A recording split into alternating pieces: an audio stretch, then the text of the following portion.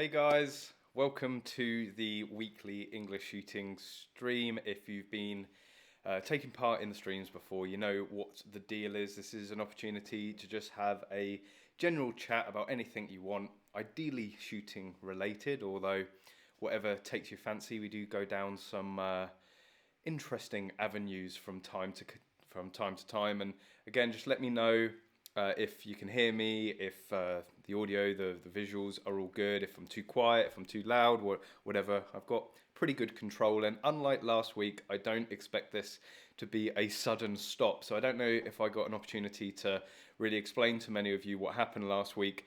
Basically, a lack of power to the Mac. I was using an unofficial Apple charger, which is silly me, and the battery was draining faster than it could charge, so it sort of clapped out. But I've got the proper charger, got proper lighting. I'm still only using the webcam, so I know the quality maybe isn't as good as it has been in the past when Connors and Alex has been here. But I was talking to both of them today, and we have agreed. We were thought about doing the stream like we used to this week, but we've decided to give it one more week. So next week I will be joined by Connors, even if I have to chain him to the table here, and Alex will be running everything. So in terms of the technical difficulties, it certainly won't be my fault, and hopefully there won't be any issues at all. But yes, let me know your questions and topics you want to talk about. That's what that chat box is for. Don't be shy. There's no such thing as a stupid question, only stupid answers, and I'm liable to give many of those, but I will always try my best and try and help you guys out with whatever you want to talk about. And if you want to just have a general chat, that's completely fine as well. And just another little bit of admin: if you're watching, if you're enjoying the stream, please hit the thumbs up button. It does help with the YouTube analytics, and please feel free to share. To subscribe if you're viewing this for the first time, but sharing it and liking it and engaging really does help with all the analytics and getting as many people interested in this sport as possible. I do have a number of topics that I want to talk about, some new kit that I've been playing with, some news and reviews, and even some match news as well from Kentucky Firearms Club. So if you're interested in breaking off the rust and getting back into it, there's going to be a match very, very soon at KFC, but I'll get into that in a bit. As always, I like to prioritize what you guys want to talk about, what questions you guys have. So, well, let's get straight into it. Oh, one more thing, of course, I'm here in the Bluefield Sports Gun Room, and if you don't know, because of the YouTube policies, whilst I can have guns nicely arranged in the back there, I can't pick them up and I can't handle them because of the YouTube rules. Really pathetic and annoying, I know, but that's the way it is. But if you see anything behind me that you want to talk about, I can happily point and talk, but that's unfortunately all you can really do on YouTube live streams now. Thank you, Stephen Wolf, very much appreciated. Again, guys, if you want to support the channel, you can donate through the chat here. There's also Patreon. Again, at the bare minimum, a subscribe, like, share is really, really appreciated. Slowly catching up to Kyle. I don't know. He has his moments, and if he's here tonight, he might take that as a challenge, Stephen, if you're not careful. What is the solution to local licensing forces not following Home Office guidance and mandating people that they have more than 12 guns to basically institute RFD style security? Well, I did see something pop up actually about that. Somebody was talking that they had issues, and that the firearms licensing department were being, I think, a little, in their words, a little overzealous with their restrictions. That is the annoyance of having the guidance, because the police don't actually have to follow the guidance, because it's guidance. As much as we can interpret it how we want, the police can interpret it how they want, and what it comes down to is what it is, black and white law. There's loads of things and loads of variables that really do influence what security measures that your local force is going to stipulate. So if you live in a high crime area, they're probably going to want more security. If you are in a block of flats, and obviously there's a sort of a communal entrance to the main building, then they may see that as, you know, a security concern, so they may want uprated security on your flat.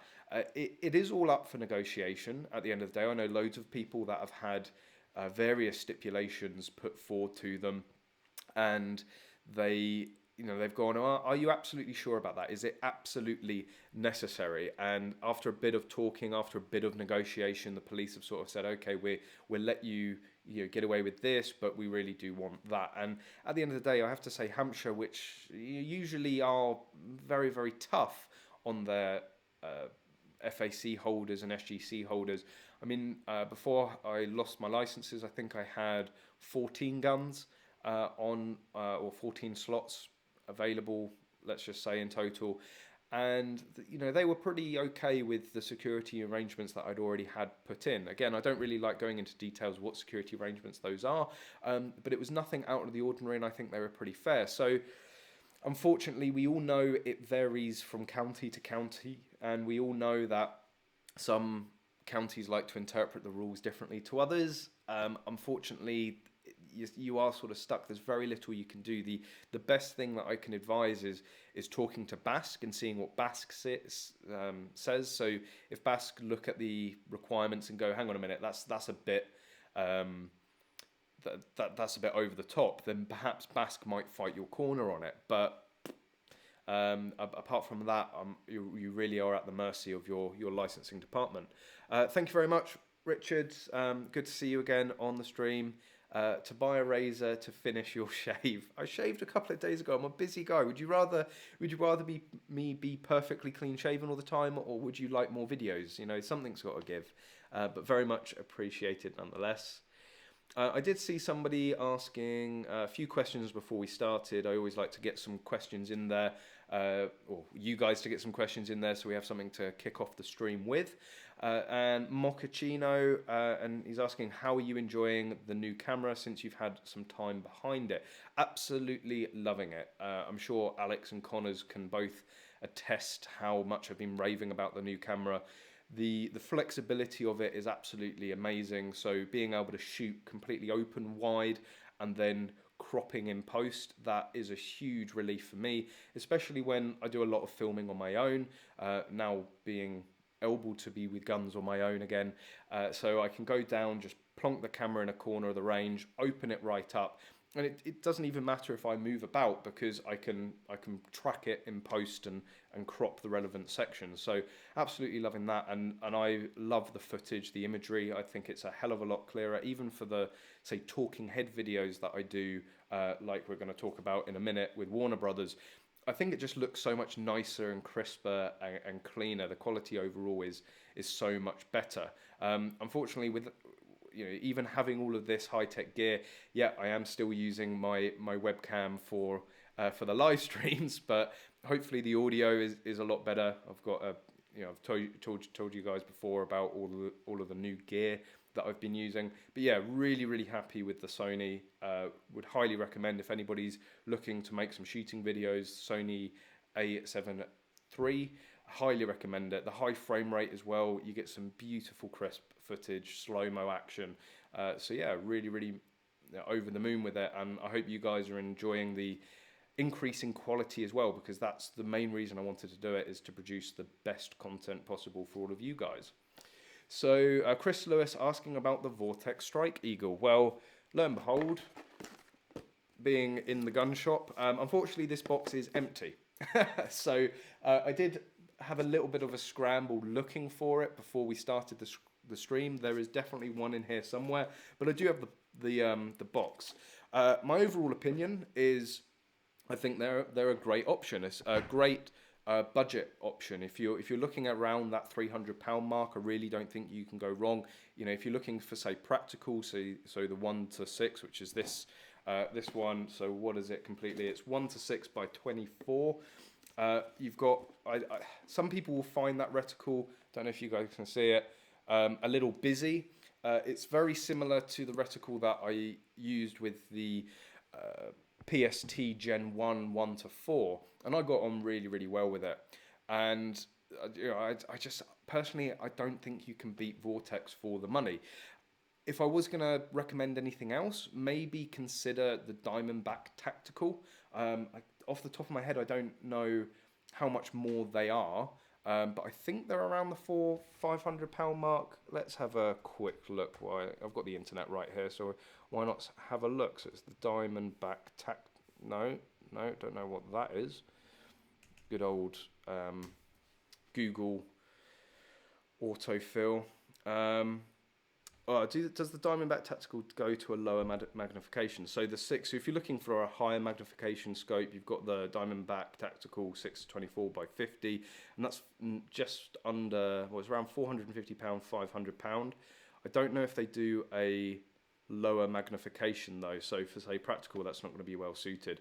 But it really does depend what you're looking for. But as a great sort of starter practical scope, I could recommend the Strike Eagle, or even pick up, I don't know if there's a rifle with one on, or pick up a Gen 1 PST. At the end of the day, the Vortex have their renowned lifetime unconditional warranty. So even if you buy one second hand, there's no risk in buying a second-hand Vortex, because if something's wrong with it, you send it back. It doesn't matter if you weren't the original purchaser from a shop, you can just send it back. So, you know, buying second-hand with Vortex is a really, really good idea, and, you know, very, very low risk. So, yeah, for that sort of money, you can pick up a Gen 1 PST 1 to 4 for around the same price, maybe even a little cheaper.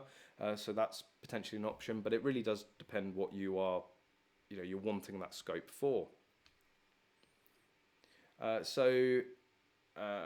DATV, can you come to Bluefield Sports and try out a gun? Absolutely. That's one of the services that we're very proud to be able to offer here, is having our own private range. If there's any guns, obviously it has to be within the law for you to be able to shoot it. Nala, wait, she's trying to destroy my lights. Get off. Get off. She's just getting jealous I'm taking all the camera time. Do you want to come and say hello? No, she's not bothered. So we do have our own range here, and depending on what gun you want to shoot, obviously we do have some like brand spanking new guns which we don't want to shoot, because then they're not new anymore, although technically every new gun has had something put through it because of proofing. But we do stock a range of demo guns for that exact reason. So a load of different Beretta over and unders, pretty much stock the whole range of Beretta shotguns. Of course, we have the wall of practical behind me, so any of the Smith & Wessons, anyone can come. If you're looking at getting into, say, mini rifle, you can come and try a Smith & Wesson 1522. That's absolutely no problem at all. You can try a Section 1 shotgun or a mini rifle without a license here, which is really, really nice. Obviously, the Section 1s and long barrel pistols, because of our laws, you can't have a go. There are some demo rifles as well, in terms of sort of centerfire calibers, 223s, 243s, and 308s, and even the 338 Lapua. I'm not entirely sure on the legalities of those being shot, but if we can find a way within law for you to be able to test out a demo gun, we'd be more than happy to do that. Just part of the service, part of what we like to offer. And I say it all the time to all of you when people are asking me what guns they should go and get. I always say, like, I'll give my opinion, but ultimately you need to go and get that gun in your hand, and if you can, go and shoot with it to fully understand and fully see if it's for you and you fit the gun. Now, again, for Section 1 shotguns and LBPs and LBRs, that's very tricky, but you're more than welcome to come down and handle these guns, or any gun here in the gun room. You might not be able to shoot all of them, but you can certainly get to grips with them, and that's why we seem to be having a growing collection of the long barrel pistols, because a pistol is again a sort of a very personal thing, and it's great for people to be able to come down and actually get different ones into their hands so that they can at least get an idea of which one might work best. So yes, more than happy for people within law to come down and try things out if you're looking. That's actually, I've seen Alex's Bluefield Sports is here, so not any gun, but anything that fits within the law, which is pretty much what I just said. So yeah, more than happy to get you shooting, get you trying out as many guns as possible. Tom Berger, can we see the lever actions this time? Again, unfortunately, they're all on the wall and I can't handle them. This is something that we do have planned. We do have sort of an idea of what we're going to do when Connors and Alex are back helping to run the stream. So basically, Alex is going to be able to put things on the gun bench and leave them off camera, and then either Connors or I are going to go round to the gun bench and not touch the gun, but we will be able to get up close and personal on the healing bench as we used to with the Facebook stream. So yeah, unfortunately not today. We do have a 4570 up there on the wall. I just can't handle it, otherwise YouTube is going to get all upset.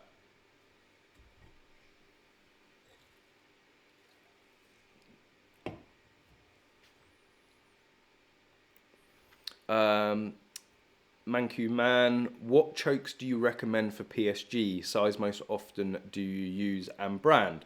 I'm probably the worst person to ask about chokes, because really up until working so closely with Connors, I used the same choke in my practical gun every single competition, and I couldn't actually tell you what choke that was. It was either a quarter or a half, but you know, going really for the top level, there is performance to be gained from chokes.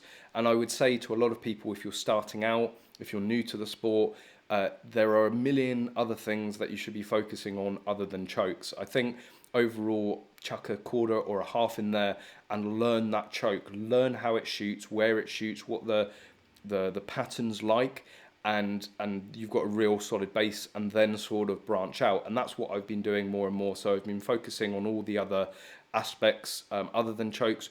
Whilst there is something to be gained, I think overall the gains are marginal. But when you get to the sort of the top 5%, it is those marginal gains that you're looking at. So Connors is probably the best person to ask for that, and he does recommend a particular make of chokes. Unfortunately, I can't remember what they are. I think they're about 120, 150 quid for a full set. So not too expensive. I know a load of people are big fans of Briley chokes, but they do get very, very pricey pretty quickly. But yeah, maybe a question for next week when Connors is here. I'll add that to the list for next week, actually. Maybe we are actually planning to do a video on chokes, not just for PSG, but overall, sort of showing all the differences and which ones you would pick for what reason and things like that. But I'll just make a note of that, and I'll get Connors to answer that in full for next week. PSG chokes. But yeah, Connors can talk for hours about chokes. Again, you know, he's, I would say, a little bit more. Well, he's more experienced in terms of IPSC competition with practical, but certainly has a lot more knowledge on that subject. So I do give way to his all-knowing capabilities when it comes to things like that.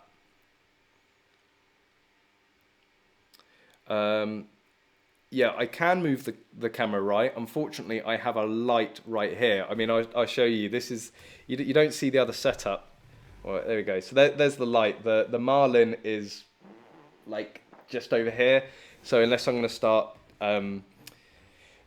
deconstructing all the lights and wires, and I'm also tethered to everything. So, but next week, I promise, we will have the healing bench back, and we'll be looking closer at guns, and we'll be able to pull things off like we used to.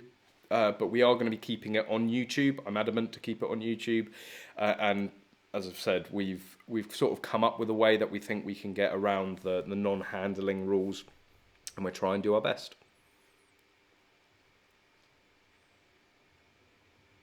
So CDT Williams, I've got a question. I'm only 15, but in the next few months I'm thinking of getting an FAC. What would you recommend for a first good quality rifle? It really depends what you're going to use it for. That is sort of a bit of a how long's a piece of string question. So, you know, if you're looking for a semi-automatic for mini rifle, Smith & Wesson 1522. If you're looking for a 2.2 semi-automatic gallery gun, 1022. A dedicated speed steel gun, probably I would veer people towards the 1022 as well. If you're looking for, say, longer distances, you're looking for the 2 to 1,000 yards. Good 308 or 6.5 Creedmoor, can't go wrong with a Remington 700. If you're looking for a straight pull, it really does depend what you're looking to get out of the rifle, what disciplines you're going to be doing on it. So let me know what you have plans for it, and I'll try and give you a better answer.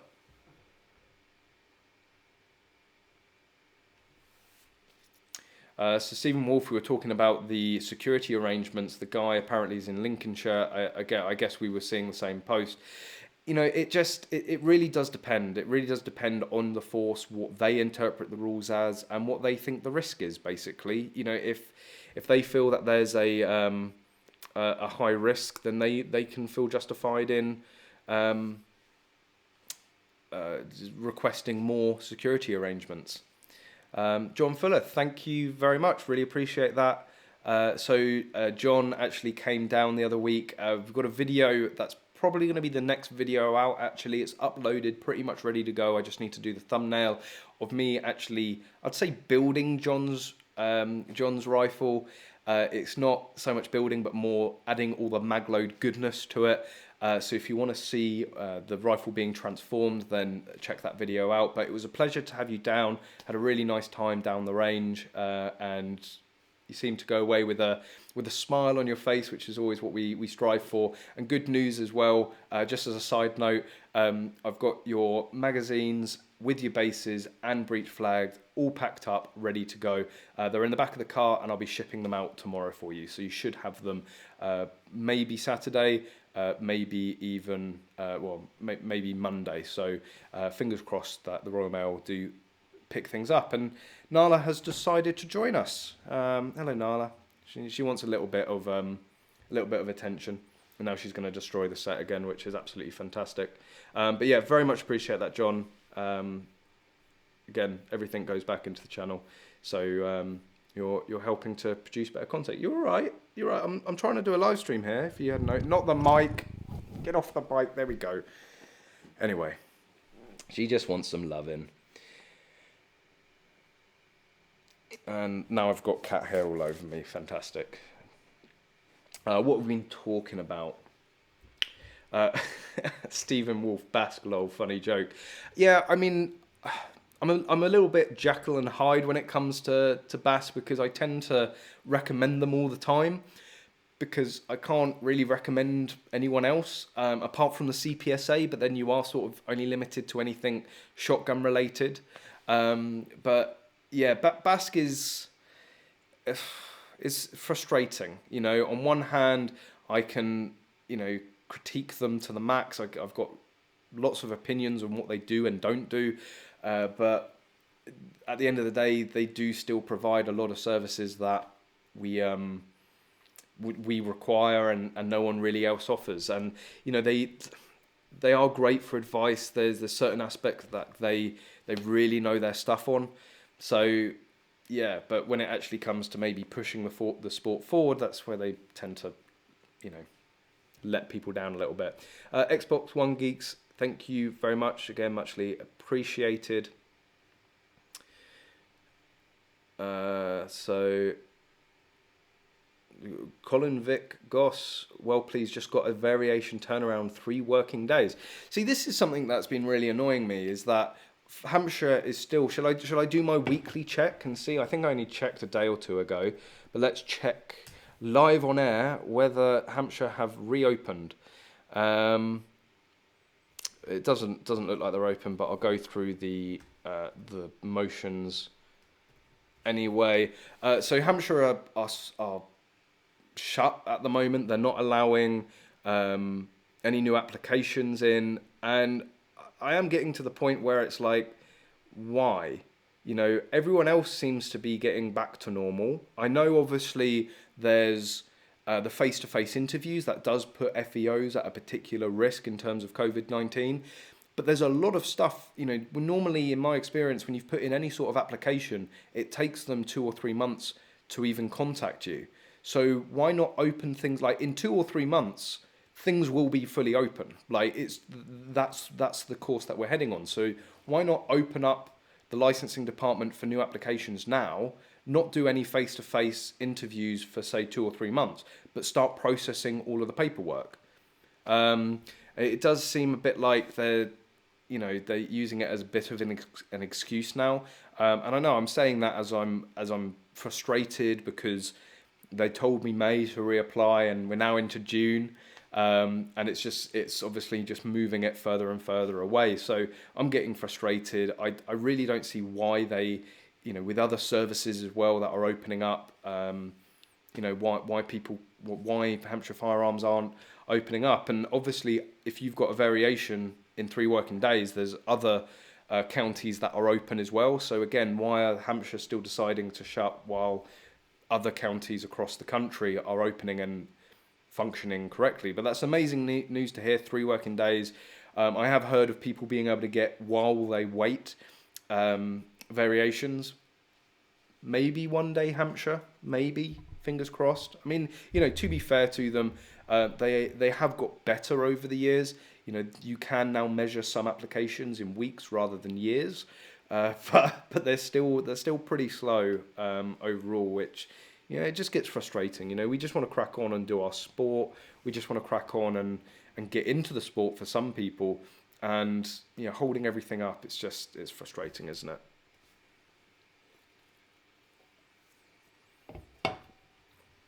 DATV, if you're putting a shotgun on an FAC, does the FEO assume the shotgun has more than 3 shots, or do you have to state that it does? No, because you can, again, this rule or law has been a bit grey sometimes, but I believe that you can actually put like a side-by-side or over and under shotgun, or maybe even a restricted tube-fed shotgun, so 2+1. On an FAC, keep it restricted, but cut down the length, so you can have a 12-inch barrel and a 24-inch overall length. That some people have really sort of staunchly disagreed with me on that, but some people have said it's able to be done. But yeah, I would say more often than not, if you request for an FAC shotgun, they are going to assume that you're going to have more than 3 shots in it. But you don't have to declare it. At the end of the day, it's just like with a 2.2 rifle. When you apply for a 2.2 rifle slot, it doesn't usually specify whether it's a semi-auto, whether it's a bolt action, or a you know, single shot or a mag fed or whatever. It just says 2.2 rifle, and then you can use that slot. You know, obviously you want to stay within what you've justified for that slot. So if you say that you want to go and get a single shot bolt action target rifle, and then you suddenly go and buy a Smith & Wesson 1522, you're going to need pretty good justification for that swing. I'm not saying it's not possible, but your FEO might ask questions. So you're not really limited. And again, with Section 1 shotguns, usually it will just say shotgun or 12 gauge shotgun, and you can go out and buy an open gun or a pump action or a semi-automatic or whatever. I have seen some forces limit it and try to put down the mechanism, and it is actually something that I'm going to be making sure my FEO is fully aware, because I still haven't completely made up my mind. I can't remember, I think it was at least 2 Section 1 shotguns that I was going to go for, maybe 3, because I was going to go for a standard gun and a backup standard gun for competition, and then I think a third one to be able to try a different discipline. And I don't really want to take the mick. I don't want to go, well, I want to try them all. I either want to try open, or I want to try standard manual, mainly so that I can compete on a level playing field with Connors, and sort of see where I stack up. But with the news actually, and David Kiddle I've seen is here. Hi David, welcome to the stream as always. But David is part of the Caliber Innovations team, and they've just announced that there's the Dissident arms that they're bringing in for £2,800, I think it is. And for those of you that don't know, Dissident is probably more known over here for the KL12, which is going to set you back about £5,000 to £6,000 for this open box fed shotgun. So I was sort of thinking, well, maybe I go for that third slot. I'll go for a pump gun, or I'll go for an open gun. And the fact that you can now get Dissident arms for, you know, okay, £2,800 is still a lot of money. You take the VAT off of that, it gets a little bit more affordable.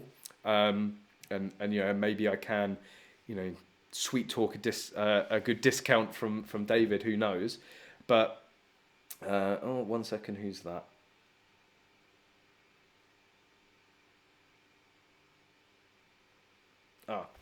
Or you know I'm on a stream, Alex. Don't message me if it's not urgent. But I'll sort that out. So don't worry. It's a bit of admin I need to sort out.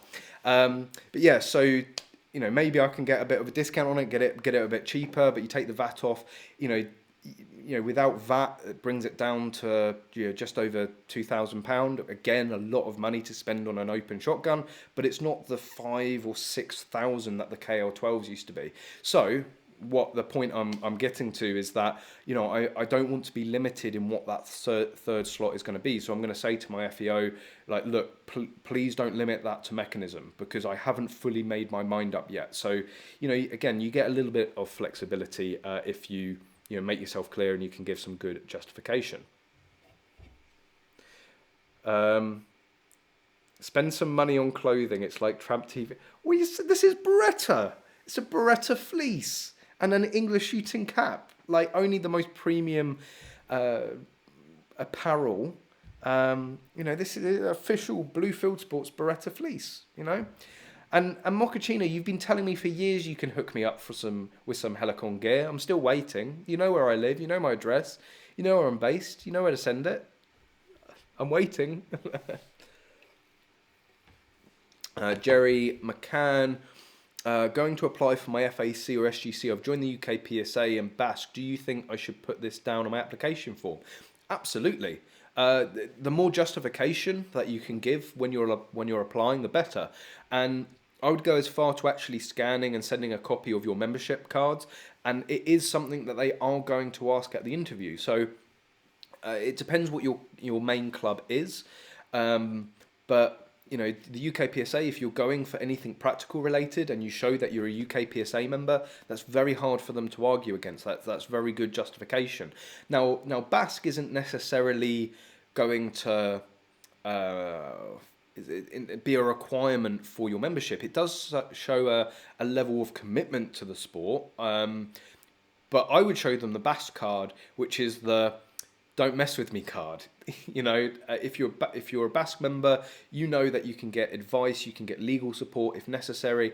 And I'm not saying that the police would, if you didn't have the BASC card, maybe be a bit harder on you, but it certainly says to them that, look, I know what I'm doing. I've got this, fountain of knowledge if I need it, and legal support. So don't push me around. I can get in contact with BASC if I need. But yeah, include both of them. Again, it just gives more credibility to your application overall, I think.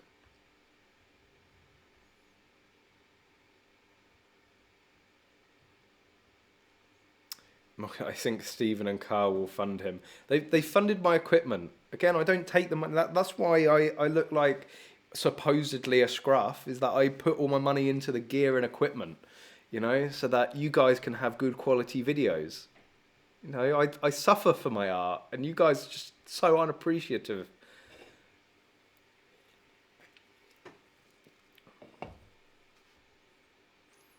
Paul Mag saying, great customer service from US distributors when the you guys couldn't help out.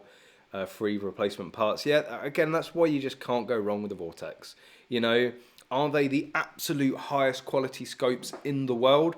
No. I'm sat here actually looking at a Schmidt & Bender. The Schmidt & Bender quality is far higher, and we talked about this before, and it's going to feature very much in the review of the Trijicon RMO. You get these scopes that are quite literally built to have tanks run them over, but for sport shooting, why do you need that? If okay, it's inconvenient if your optic or scope or whatever breaks during a match, but it's not going to cost you your life. If you're out in, on the front line, you need to make sure that every single bit of equipment is going to see you through any eventuality. Here, it's in the civvy world, in the competition world, it's an inconvenience. Out there, it's life changing. So that's why, like there's things like the Trijicon RMO. I don't think the quality of the optic or the reticle is particularly good. The overall quality and sort of strength and robustness, I think, surpasses any Vortex, but I don't need that for a competition scope. So, Vortex, yeah, they might be less rugged than the other optics, but if it breaks, you give it back to Vortex. they give it back. They send you a new one. The keeper here on the estate had I think it was either a Smith and Bender or a Swarovski, and literally 2 weeks out of warranty, it stopped holding zero. Went back to Swarovski, and this was I think what, £1,500, £2,500 scope, somewhere in that ballpark. 2 weeks out of warranty, and Swarovski said, yeah, that's going to be £1,000 to replace, or to repair. And it's like, with Vortex, they don't quibble. There was some guy that I think like set his on fire and sent it to Vortex just to see how good the warranty was, and Vortex were like, yep, there we go. So yeah, can't rate Vortex enough. Steve Langston, I popped down to test the 338 lap mag. Yeah, we will have to sell you the ammunition for it though. We won't give you the ammunition for free for that. Something like what, £2 or £3 a round.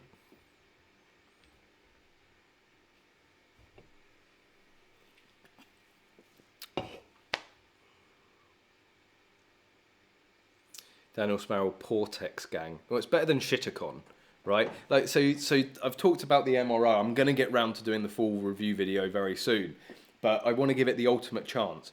That is a £900 red dot. For £900 for a red dot, I would expect it to shoot itself, and it's covered in ghosting. So yeah, Daniel, have a go at us for our Portex, but at least you don't get ghosting. And I say that. I tried a UH1 the other day, which is a fraction of the price of the MRO. It did have a little bit of ghosting, but actually nowhere as near as the MRO. So, it might be Portex, but it's better quality. Ricardo Bryan, Maglo chokes with that new CNC you've got. Yep. It's very much on the cards. Connors has a lot of products that he's going to try and get out. I'm going to have to lock him down in the barn for the next 2 weeks to get these new products out. And I think I said to you guys maybe that it was coming this Friday. It's not. I got that wrong. It's coming next Friday. But that's all sort of taken care of. We're just crossing our fingers now and waiting eagerly for it. Connors is designing a bucket load of new products, so he's going to have to learn really this machine. It is a whole nother level to what we're used to, but there's going to be some really cool stuff coming out. It really does open the floodgates to what we can do, and yeah, watch this space, watch Magload in the near future. If you're not already liking the page, go and like the Magload page, because you're going to see all of the updates and what we get up to, and we're going to document the arrival of the machine pretty intensively. I think that is going to be over on EnglishShooting, might be on the Magload channel. We haven't fully decided yet. Sort of depends on the structure and what sort of video we're going to go for. Have you ever tried the Hammer-Eye? I've just lost your comment. It's shot up to oblivion. Oh, and hello, Nala. She wants some more attention again. So the Hammer-Eye Attack R1. So I don't think I have. We've had one in the shop, and I wasn't overly impressed. Or maybe that was the Chiappa. I don't know. If you're looking at some sort of, let me just double check. I've got this bloody tail in my face. This is not convenient, Nala. I'm trying to run a stream here. Let's just check where I'm at with this gun. Is it the one with the fake bolt release, or is that the well, I don't know. I don't know. Maybe I haven't tried that one. Might have. But if you're looking for an AR platform, like in my personal opinion, if you're looking for a 2.2 semi-automatic AR-15 clone slash AR-15 platform, Smith & Wesson 1522 or a Chris Defiance. Like, honestly, you've got the likes of the Tippmann. Watch my Tippmann review if you want my full opinion on that. I just don't see why you would go for anything else. You do have the likes of, say, the Siscar, which is going to be in 2.2 with the conversion kits. Nala, Jesus. So you're going to have the Siscar with the 2.2 conversion kit. I know Wayne from Northwest Custom Parts, he does really stunning 2.2s, but you're starting to get into sort of the high-end custom builds then, and really, you know, I think the Chris and the Smith achieve exactly the same. If you want the full metal construction, go for the Chris. If you want lightweight and good value for money and superb reliability, go for the Smith and Wesson. Just like, could you switch ends? Jesus, cat. Let's try and get you closer to the face. There we go.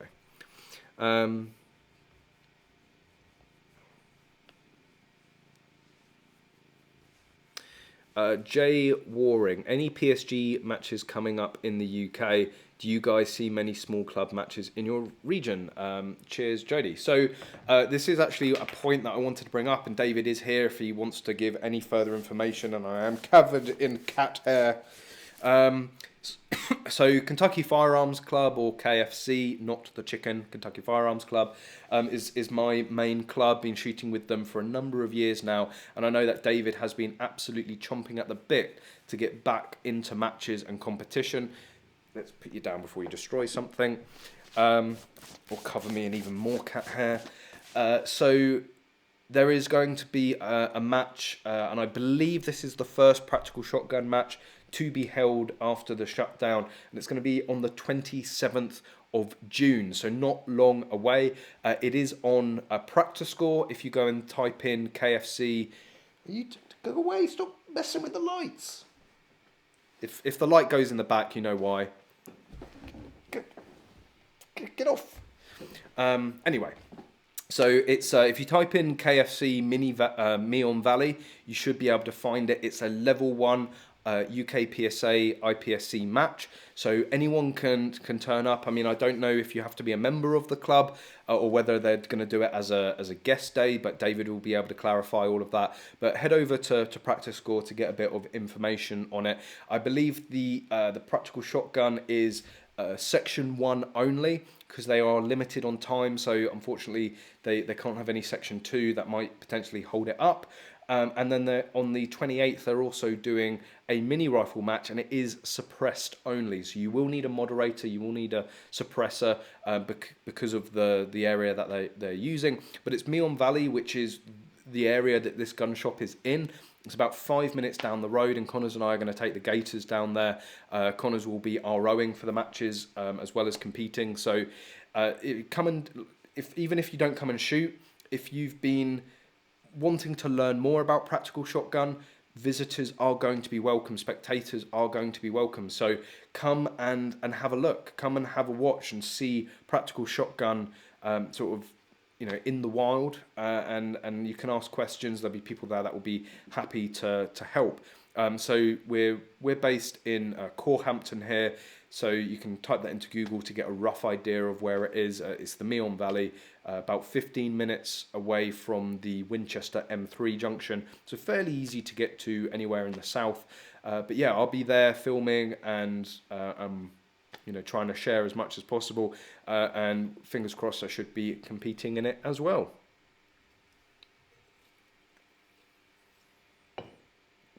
So CA Elite, is this stream in your own house? I assumed it was your business. Are the guns behind you Diacs? No, they're very much real. That's why they are locked onto the wall. And no, this isn't my house. This is the Bluefield Sports Gun Room. So if you're interested in anything you see behind me, get in contact with Bluefield Sports. Or even if you just want to come and have a look around, it is appointment only, but drop an email and you're more than welcome to come down and have a visit. Unfortunately, I don't have my own gun room in my own house yet. I don't even have guns in my house, unfortunately, so there's that.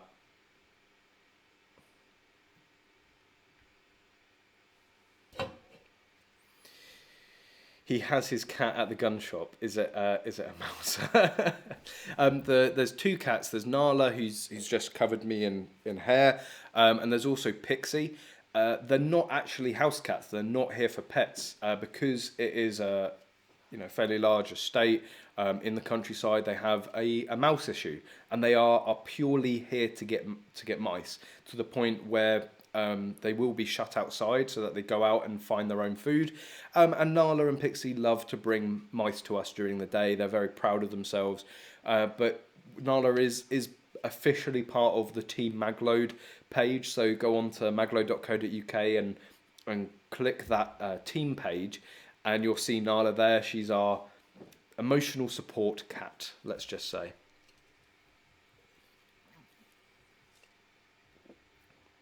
What is BASC Firearms team saying? Are they lobbying the various forces? Anyone asked them? No, I don't. I'm not aware that they're doing anything. I mean, maybe I'll give them a bit of a call. Maybe they can give Hampshire a bit of a kick and get them to reopen. That would be good. But we just have to wait and see. You know, BASC again aren't really very proactive. You know, in between banning lead and other things. Would you recommend a bolt action or a semi-auto 2.2 for mostly targets down the club, but for some hunting? I mean, for target rifle shooting and for hunting, I would think overall a 2.2 bolt action would be better. But a semi-automatic's definitely going to put a bigger smile on your face. And you can do target shooting with a semi-automatic. You know, maybe a Ruger 1022 overall would be better for you. Go and get a match barrel and have some work done to it. Go down to Rude Fat Dog. There's another really well-known tuners, and I can never remember. Is it Magic something? Rimfire Magic. You can get real superb accuracy out of the 1022. So, you know, maybe the best of both worlds. Maybe if you don't want the AR-15 platform, but you think you could benefit from a semi-automatic, you're going to get the accuracy out of a 1022. Not as much as bolt action, but certainly more than a 1522, which is behind me, the AR-15s. So yeah, probably 1022 or go for a bolt action. If you want outright precision, you're not worried about the semi-automatic, then a bolt action is probably going to suit you better.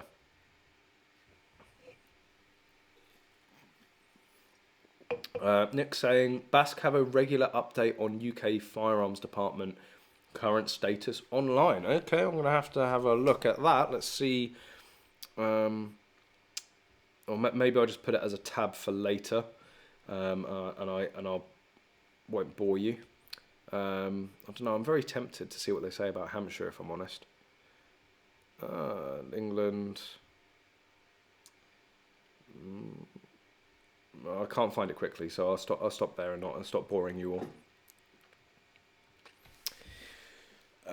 So, do you think we will ever reach a point of freedom where we can have a semi-auto pistol without a wrist brace and long barrel? Makes me sad looking at them. It makes me sad as well. I know I do a lot of videos about the long barrel pistols, and actually recently I've had a lot of people say like, "Oh, you're making us look like a laughingstock." No, the government's making us look like a laughingstock. And I really don't get the mentality. I honestly don't. The amount of people that go, "Oh, you'll never see me shooting one of these. I used to have a proper handgun. I'm not going to lower myself to shooting one with a silly barrel and a silly rod." I'm like, no shooting, proper handguns, long barrel pistol. It's still better than nothing. Something is better than nothing. Would we rather that this wall was half bare? Absolutely not. Having something is always better than nothing in most cases. But yeah, the whole mentality, I've been, I wouldn't say attacked recently, but I've received a lot of grief of people going, "You should stop sharing these guns, you're condoning it." And I'm like, oh, fuck off, you know? Like, I'm enjoying what we have, and we only have what we have due to the lack of action from our organisations 20 odd years ago. So, you know, it's not my fault we've been left with long barrel pistols and long barreled revolvers. That was the previous generation of organisations that did naffle to you know, protect our sport. So, getting on a more positive note, do I think that eventually we will? I think anything's possible. I think that it's not out of the realms of possibilities, and it really I think it's going to take a very long-term plan as a community together to sort of coordinate it and put it together. And ultimately I find that it's going to come down to numbers. And I do actually have a video coincidentally coming out which is talking about petitions. So I don't know if you guys have realised this in the you know, in the more recent future, but I don't share petitions anymore. And it's because I don't actually think they're very effective.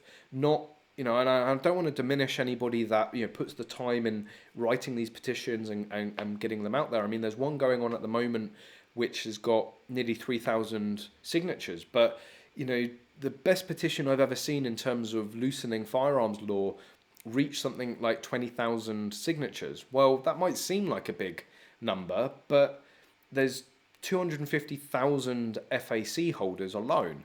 So that's less than 10%. And when you bring into the mix shotgun shooters, well, there's a total of 750,000 licenses out there. Okay, there is some crossover between FAC and SGC, but there's at least 500,000 license holders at the bare minimum. And we can only raise a maximum that I've ever seen in the last sort of 10 years of 20,000 signatures. It's just not working, and I feel that petitions that come in all of the time, they seem to get less and less signatures. People take less and less notice of them, and they seem to have less and less of an effect. So I'm very in the mindset that I believe that the best thing that we can do to get closer to having handguns back is to get more people shooting. The more people we have within this sport, the more people that are going to be wanting to change the laws, that are going to be wanting to have handguns back, to have semi-automatic full-bore rifles back. And at the moment we're at, say, 750,000 licenses. If over the next few years we can double that, and we've got 1.5 million, I could see over the course of 10 years, if there was a proper plan, coordinated plan put together by our organizations, we could start really growing the sport and getting more license holders.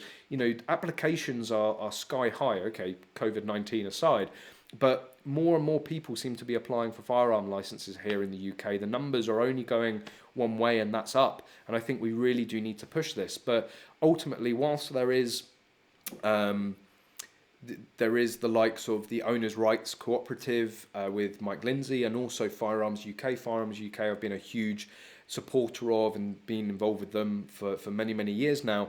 But in the scheme of things, compared to the likes of Countryside Alliance and BASC and the NRA or the NSRA even, the membership numbers and who they represent is fairly small.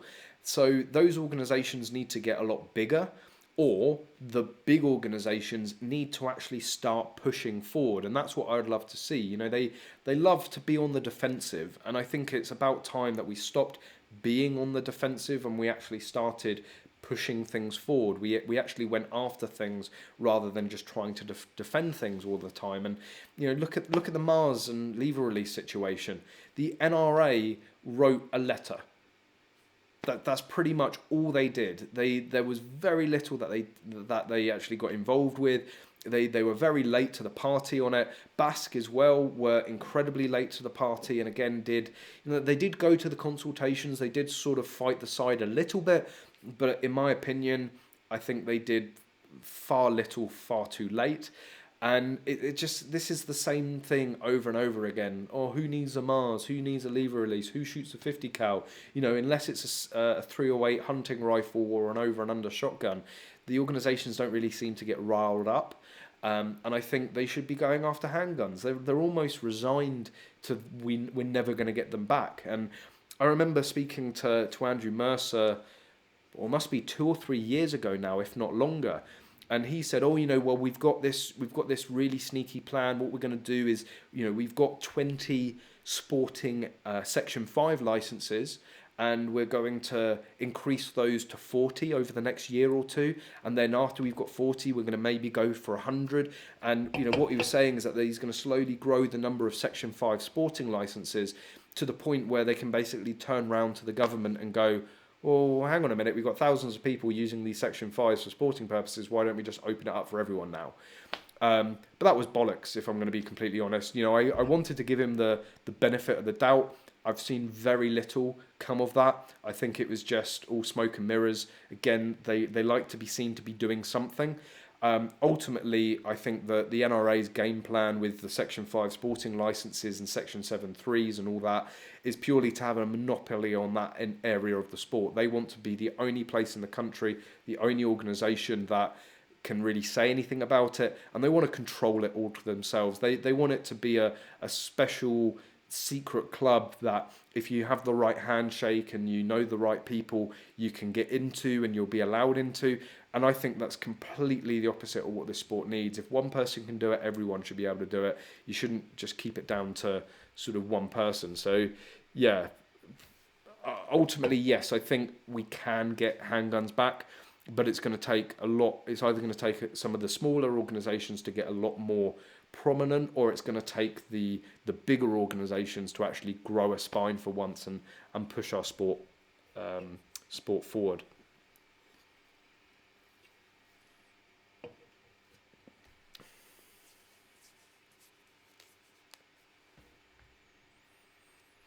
So Mochaccino asking, what do I think about digital memberships? Absolutely, I think it really streamlines the process for clubs. It really does make it easier.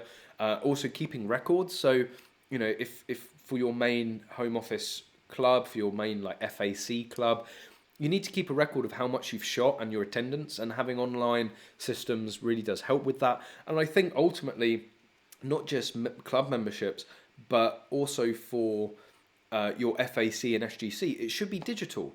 You know, I can pay for things on my phone. You know, with Apple Pay, I don't think there's any limit. I could technically buy a car with my phone.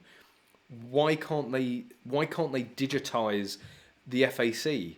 You know, why can't you have an encrypted card that you present to an RFD, and they can instantly log into the system and see what all that card has, what you're allowed to have, what you currently have on record? Because obviously now, being a servant of Blue Field Sports, I'm learning about, you know, how to sign guns onto FACs, how to put you know, to keep the logs up to date when people drop guns in for work and all that sort of stuff.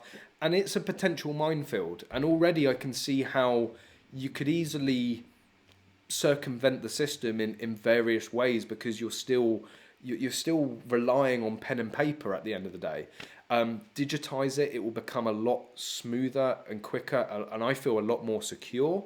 And then you don't have to constantly be sending your FAC back. They just update the system. But of course, when they put the fees up, what was it, 3 or 4 years ago, they promised this newfangled online system. And yes, you can apply online now for Hampshire, I believe, but it's still a very manual, paper-intensive process. And, you know, in the year 2020, the firearms licensing teams, in my mind, should be doing a hell of a lot better. I think there are a number that have made significant changes into going digital, but overall, I don't think it's enough. Not when we have the level of technology, you know, that we do now. I mean, for Christ's sake, we can send rockets up and land them to huge accuracies now. You know, look at what's going on with SpaceX. You're telling me that Hampshire Firearms don't have the technology available to them to be able to digitize things, and clubs as well. I think they should be going digital. It's less admin, it's less work, and it streamlines it, and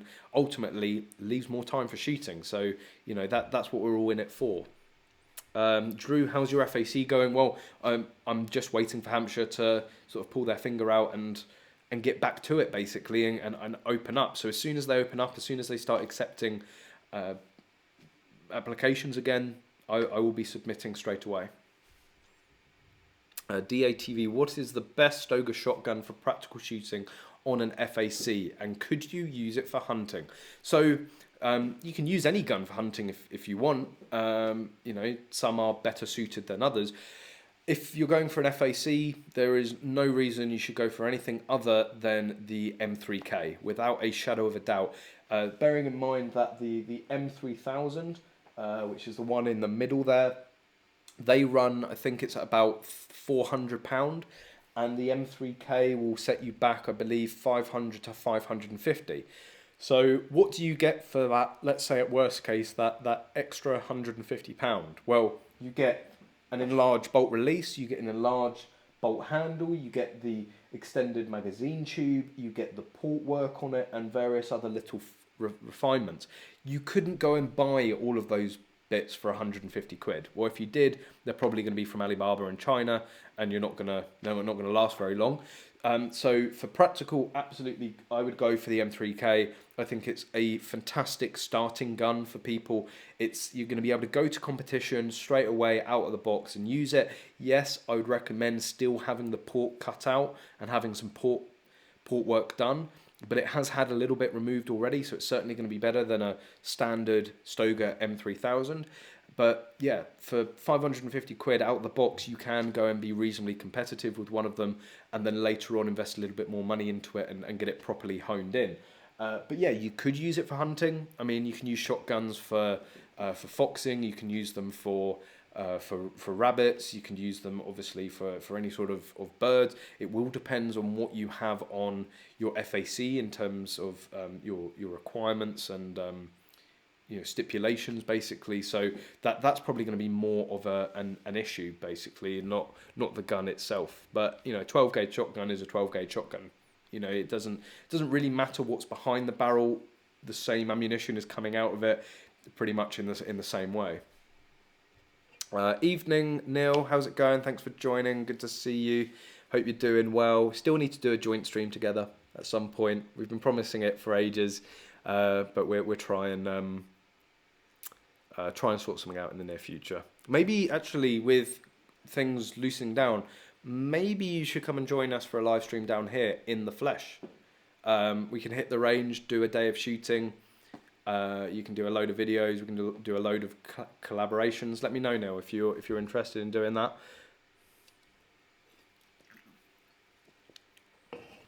Mochaccino, the UH1 is holographic. It shouldn't have ghosting. Well, it does. The MRO shouldn't have ghosting. It does. It's like I'm not lying. I'm not making it up.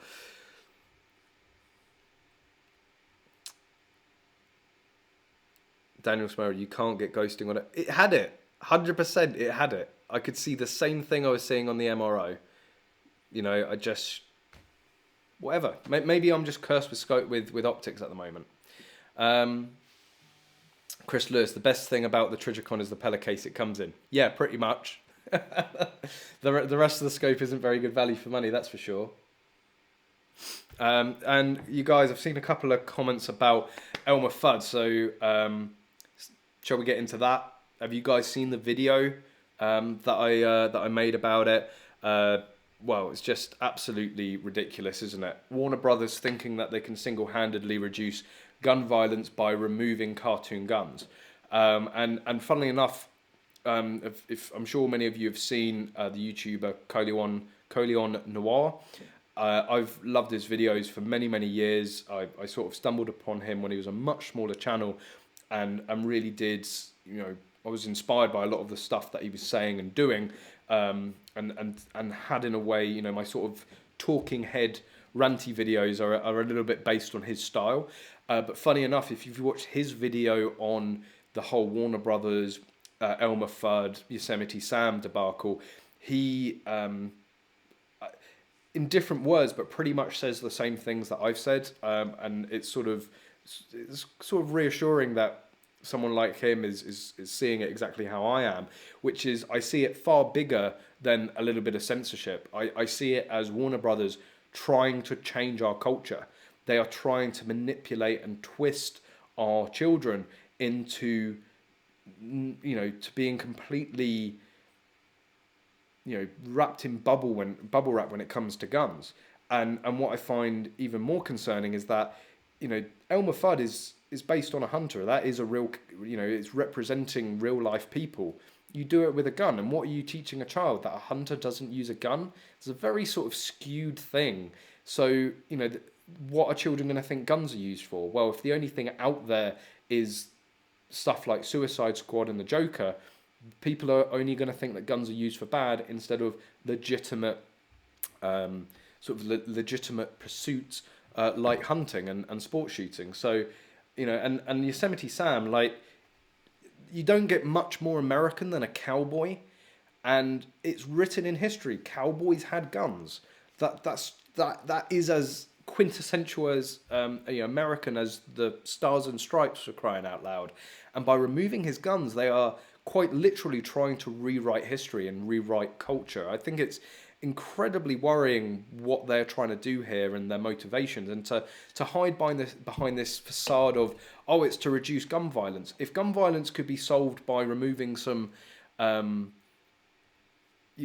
cartoon guns, then I think that makes absolutely no sense. If that's going to have any sort of effect, then the issues are at play are very different to what many people think they are. It's just a bit odd, and I just see it as yet another attack on us, another attack on unlawful gun owners, on sport shooters, on hunters. It's very much trying to erase us from popular culture. But let me know what you guys think about it. I know I've been talking to some of you actually within the comments of that video, but I think it's completely unacceptable, and people just take it. Oh, it's to reduce gun violence. Okay, oh, let's go and, desecrate some statues and pull them into rivers, in the name of whatever. It doesn't give you carte blanche to behave how you want, like, just because you say it's for a noble cause, you should actually be checking the facts behind it and not just taking it as carte blanche. I mean, it's, at the end of the day, it's just ultimate virtue signaling, it's ultimate virtue signaling, but I think there is something sort of sinister and calculated going on behind there to really sort of try and brainwash children to not exposing them to any sort of legitimate firearms ownership. Again, Elmer Fudd is a hunter. Yosemite Sam is a cowboy. You can't get away that those two groups of people have guns. And then what are you teaching your kids by removing those guns? It's sort of this skewed reality that Warner Brothers, I think, want to inflict on everyone in the name of gun control. So, it's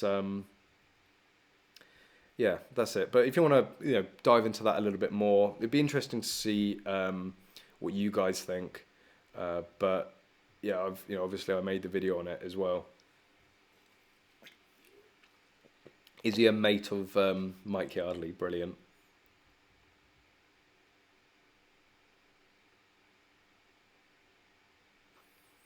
Daniel Smerald, the best thing about Trijicon is the customer service and respectability.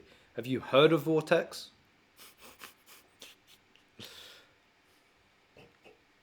No worries, John, on the update. And you're going to be at the mini rifle shoot on the 4th of July. That's awesome. Might even see you there. Yeah, that's right, Paul. Nala, luckily, has now settled down. She's on the chair next to me, but she has been trying to assault me with her hair. I'm very, very fluffy now. Oh, David's saying that, unfortunately, the PSG matches... Oh, no spectators as well? Oh, come on. The club match only. Anyway, well, you're gonna see that match, and I'll get plenty of footage of it anyway, so you'll get to see what we get up to.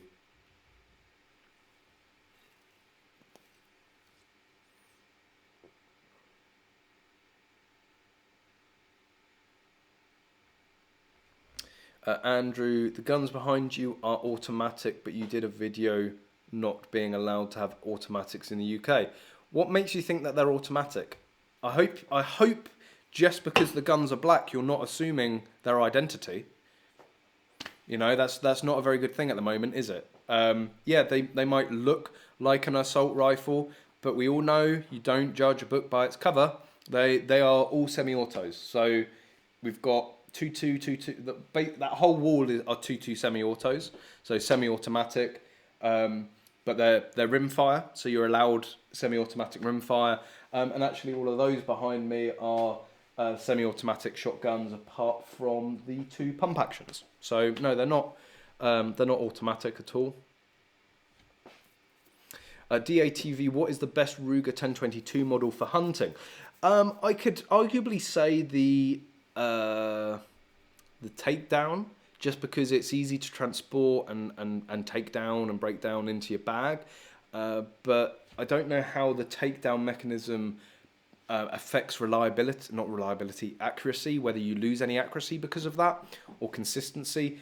I've never really got to grips with the takedowns.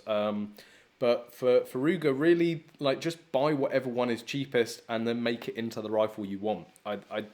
Ruger isn't the sort of gun that I think, well, if I go for that model, then I'm going to save a bit of money here later down the line.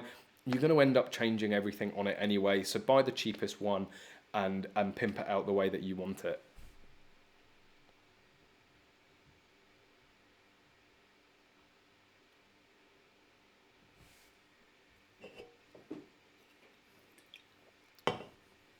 No, she's really annoying me today.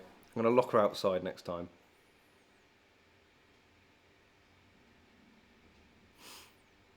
Carl, hi Carl, how's it going? Good to see you on the stream once again. Do you think more shooters in other countries should do similar channels to yours to recruit more competitors? I guess you mean like IPSC competitors? Absolutely. And if someone copied your format in another language / country, would that be okay? Yeah. I mean, what format? I mean, I just basically turn the camera on and chat shit most of the time. I don't really see myself having a format. I just sort of do videos. I mean, I have the talking head format, I guess, where I sit there and have a chat, but loads of YouTubers do that, not just in the gun community, like loads, there's very, what do they call it, like social commentators, so I don't know, does English, do you guys think I have a style? Oh, that's a dangerous question to ask. But yeah, I mean, more the merrier. And I say this all the time. I usually say it against criticism. But I get a load of people, I say a load of people, every now and then I'll have someone pipe up going, you don't speak for me, you don't speak on behalf of the sport, you're not a good representation of the sport, you're not a good example, blah, blah, blah, blah. Yeah, completely agree. There are far better people suited to be doing this than I am. But where are they? And this is what I say time and time again. I might not be the best example that there is to represent the sport. I am flawed in many different ways. But it's better than nothing. And at the end of the day, I started this channel to provide something that wasn't being provided. And, the countless messages of thanks for getting people into the sport sort of shows that I've had at least some positive effect. So the more the merrier. The more people that are sharing the sport, the more people that are showing the sport and reaching new people, the better. And if they want to copy, mimic this style, this setup, whatever, go for it. I'm not going to take offense. I mean, if someone starts up a channel called EnglishShooting, and copies copies logos and stuff like that, then yeah, I'm going to take a bit of offense at that. But Carl, if you want to start Norwegian shooting, go for it. If every country had, I think, somebody like myself, pushing forward and sharing the sport, like I'm sure there is, there's loads of international gun YouTubers, but yeah, more the merrier. I don't claim ownership to anything apart from, I'd say, the EnglishShooting name and brand. But if people want to mimic that, mimic it. I don't care. If you can do it better, great. If you're doing it better, you're reaching more people, and that's what we need.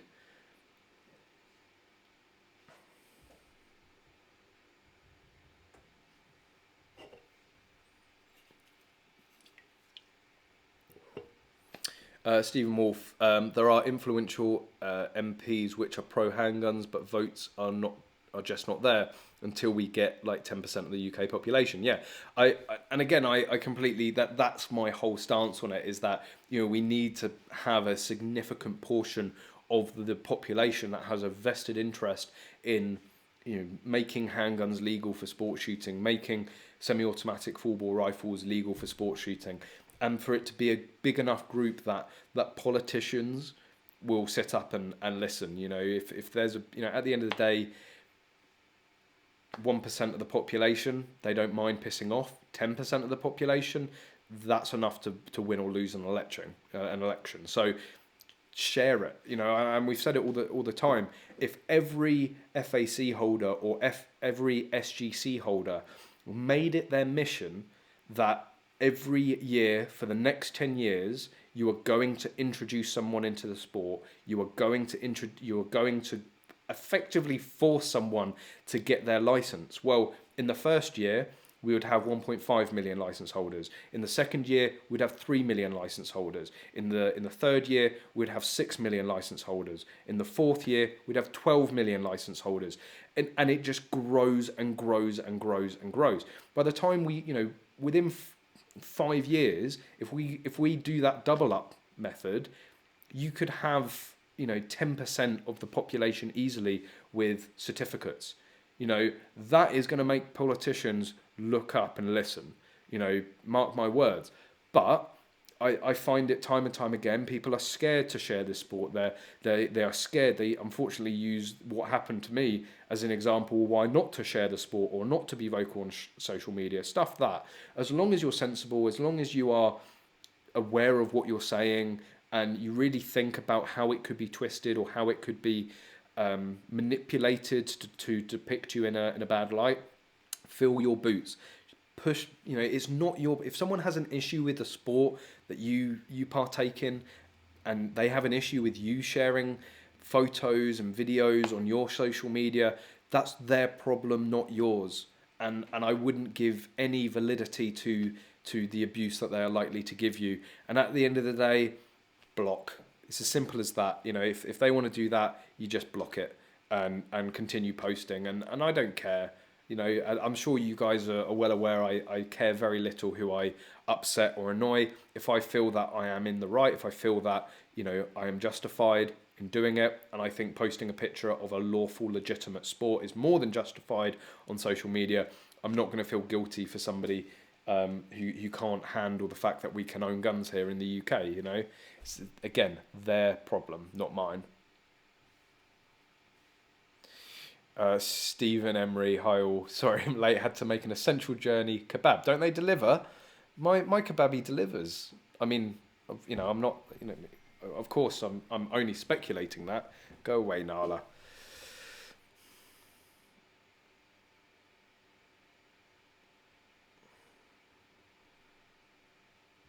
Daniel's saying you're missing a match tomorrow because your force has taken, 4 weeks? To print my ticket for me. You can still go to matches without the FAC. You're still lawfully entitled to be in possession of those firearms and transport them. If you're stopped, it might be, you might have to explain. But all they do is they phone up the firearms license, and I wouldn't miss a match for it. You're still allowed. I always recommend that if you're transporting firearms, at the very least have a copy of your FAC on you.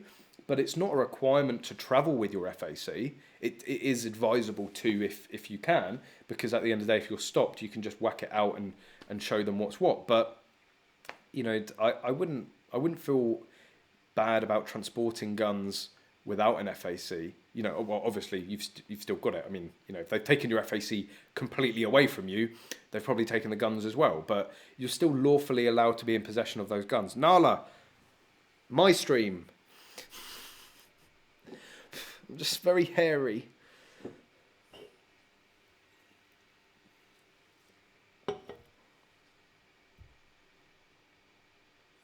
Carl Volt, in my opinion, it's more, and I'm willing to increase efficiency to keep the numbers down, and not a conspiracy to make it harder.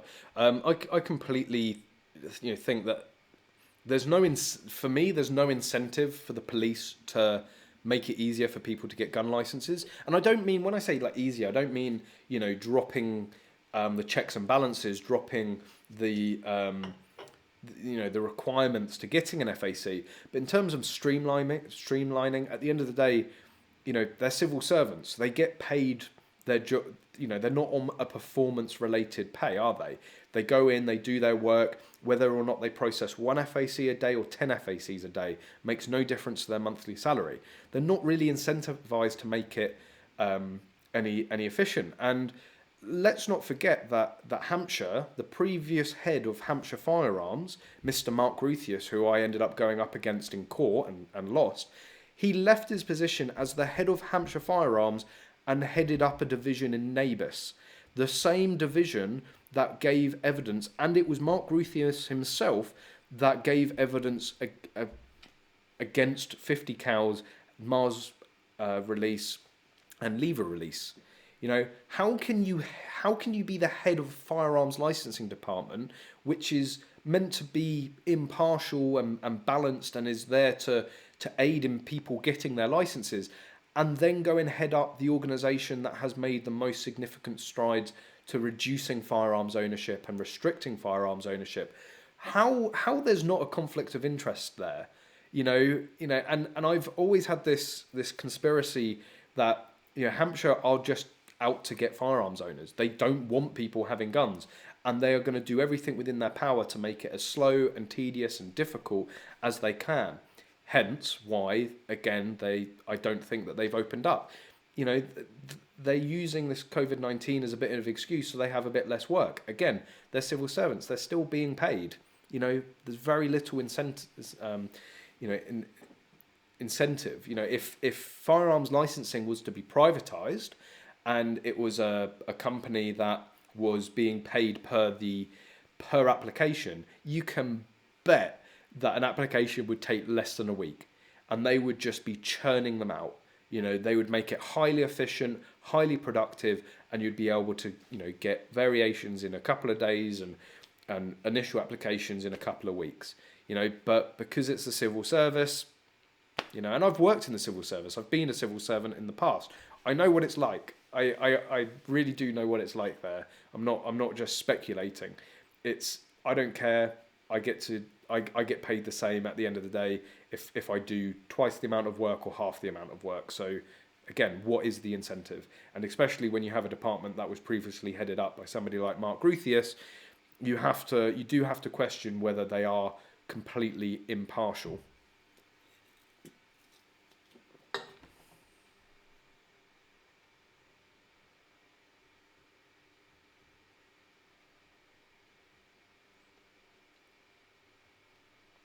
I can prove to you, like 100%, Daniel, the UH1 I was using the other day had ghosting.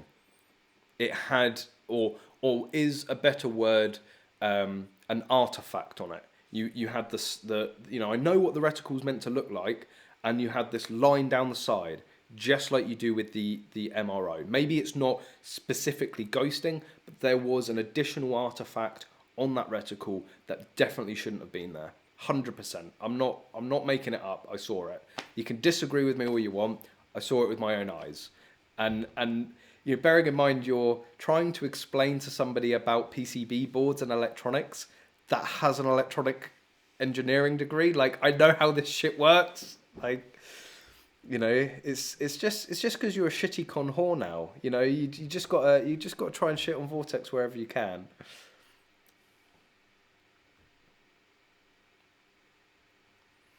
DATV, how long can you keep an FAC? How long can you keep a FAC and SGC gun out of its safe? Technically, indefinitely. I mean, it's only when the guns are not being in use. But let's say that you go on an epic 2-week expedition in the Scottish Highlands. Well, you're not required to make it back to your house every day to lock it up. If you are with your gun, if you are in possession of your gun for a legitimate purpose, it doesn't have to be in the safe. You know, technically speaking, you could clean your guns for 2 weeks solid straight, you know, and not sleep. You know, if you're using the guns, if the guns are in use, if you have a legitimate reason for them being outside of the safe, it's absolutely fine. If you travel for competitions as well. You know, we had to deal with it many times with the university where we were storing guns outside of the safe in hotel rooms, but they were in the rooms, they were always supervised. So really you can do it indefinitely, but you have to have a good reason. You can't just, you know, decide to put it up on the mantelpiece and leave it there for a couple of weeks just because you like the look of it. But yeah, really, as long as somebody is in supervision of them or you're using them, there's no time limit to putting them back in the safe, as long as you are taking all reasonable precautions. And then that comes into things like leaving them in the back seat of cars. That's how a lot of guns in the UK end up going missing. Is that someone pops into the petrol station and there's a smash and grab, and they're running off with the slip before you know it. So you just have to be smart about it. And at the end of the day, if you're doing it for a legitimate purpose, and you can explain that to the police, you shouldn't have an issue.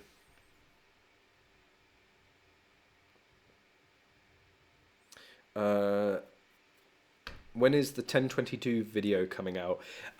When I film it, still haven't got round to it. The 1022 is a difficult gun to review because you can't really review it. Like it's just been there for forever. I mean, it is sort of what it is. I mean, the sort of videos I've thought that I could do is maybe like an upgrade video, so showing you a standard 1022 and showing you all of the potential upgrades.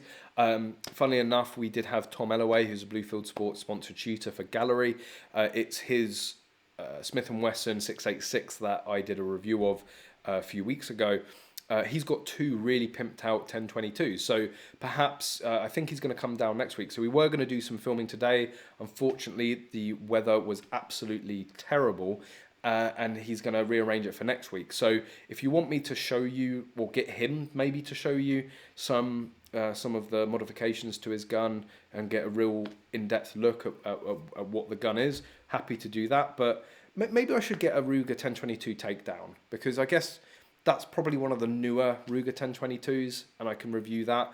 But it's a Ruger 1022. Like, they're reliable, highly customizable, really, really popular. They're cheap. You know, it's like an automatic, like any gun owner, any gun enthusiast should have a 1022.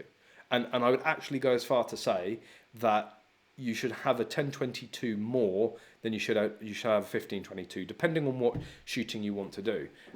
Having said that, I've never actually owned a 1022 myself, but I hope before the year comes to a close that I can change that.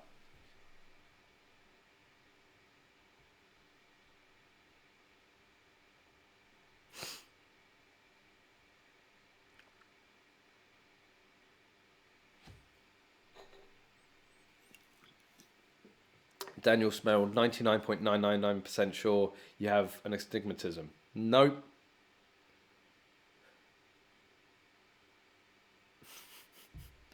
Just try to wind me up. Yeah, crap magnet. Sponsored by Pepsi. Have you heard of a 2.2 UK version of the Glock 44 on its way? Great channel, by the way. Thank you very much, Graham. If you want to talk about UK legal Glocks, unfortunately, again, I can't handle it. What I need to get is like one of those grabbers, one of those like extended arm grabbers, and then I can like hold it at a distance. And I wonder if I can get away with that with YouTube. But yeah, I know a load of people have been asking whether somebody is going to convert the Glock 44 into a long barrel pistol or have a Glock 44 made. Maybe it's not out the realms of possibility, but the Caliber Innovations, the CIP-22, is the only Glock legal 2.2 semi-automatic Section 1 gun here in the UK. I believe there are only something like half a dozen of them that have been brought in. We might have two here, actually. We've definitely got the demo one because it's right there. I can see it with my own two eyes. And I think we do have one in stock. So if you are after a Glock 2.2, get in contact with Bluefield Sports and we can hopefully sort you out.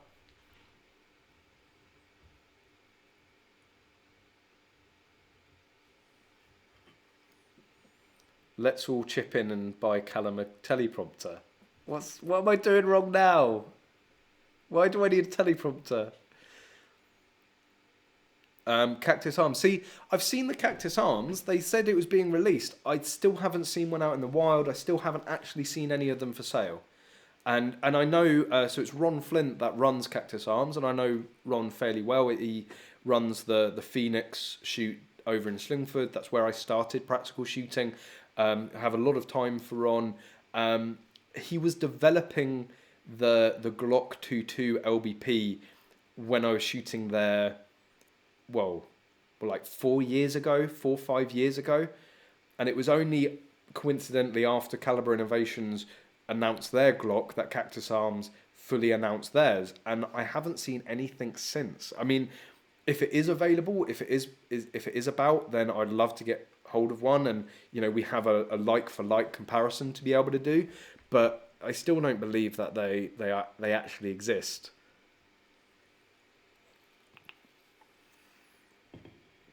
Amateur Tech, do you have any idea if it's possible to store firearms in uni?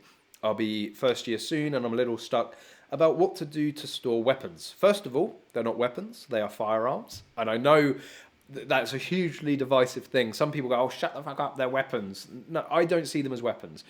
You know, is that a weapon? It could be.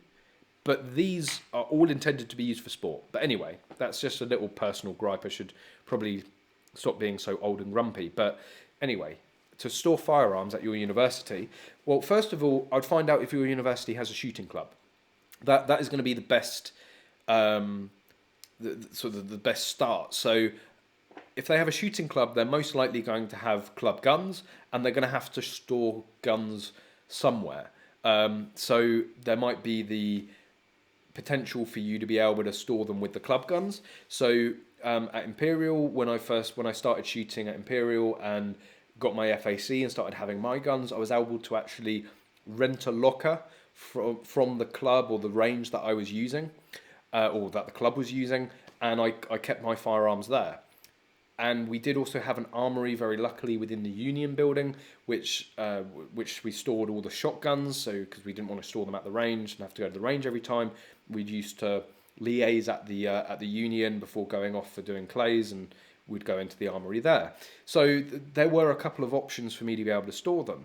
The policy of the university in terms of the halls of residence was that you weren't allowed to store any firearms at all within the halls of residence. So it's not like I could put a safe in my room, unfortunately, but there were the provisions. So I'd find out if your university has a shooting club, and then I would find out from them directly what they would recommend.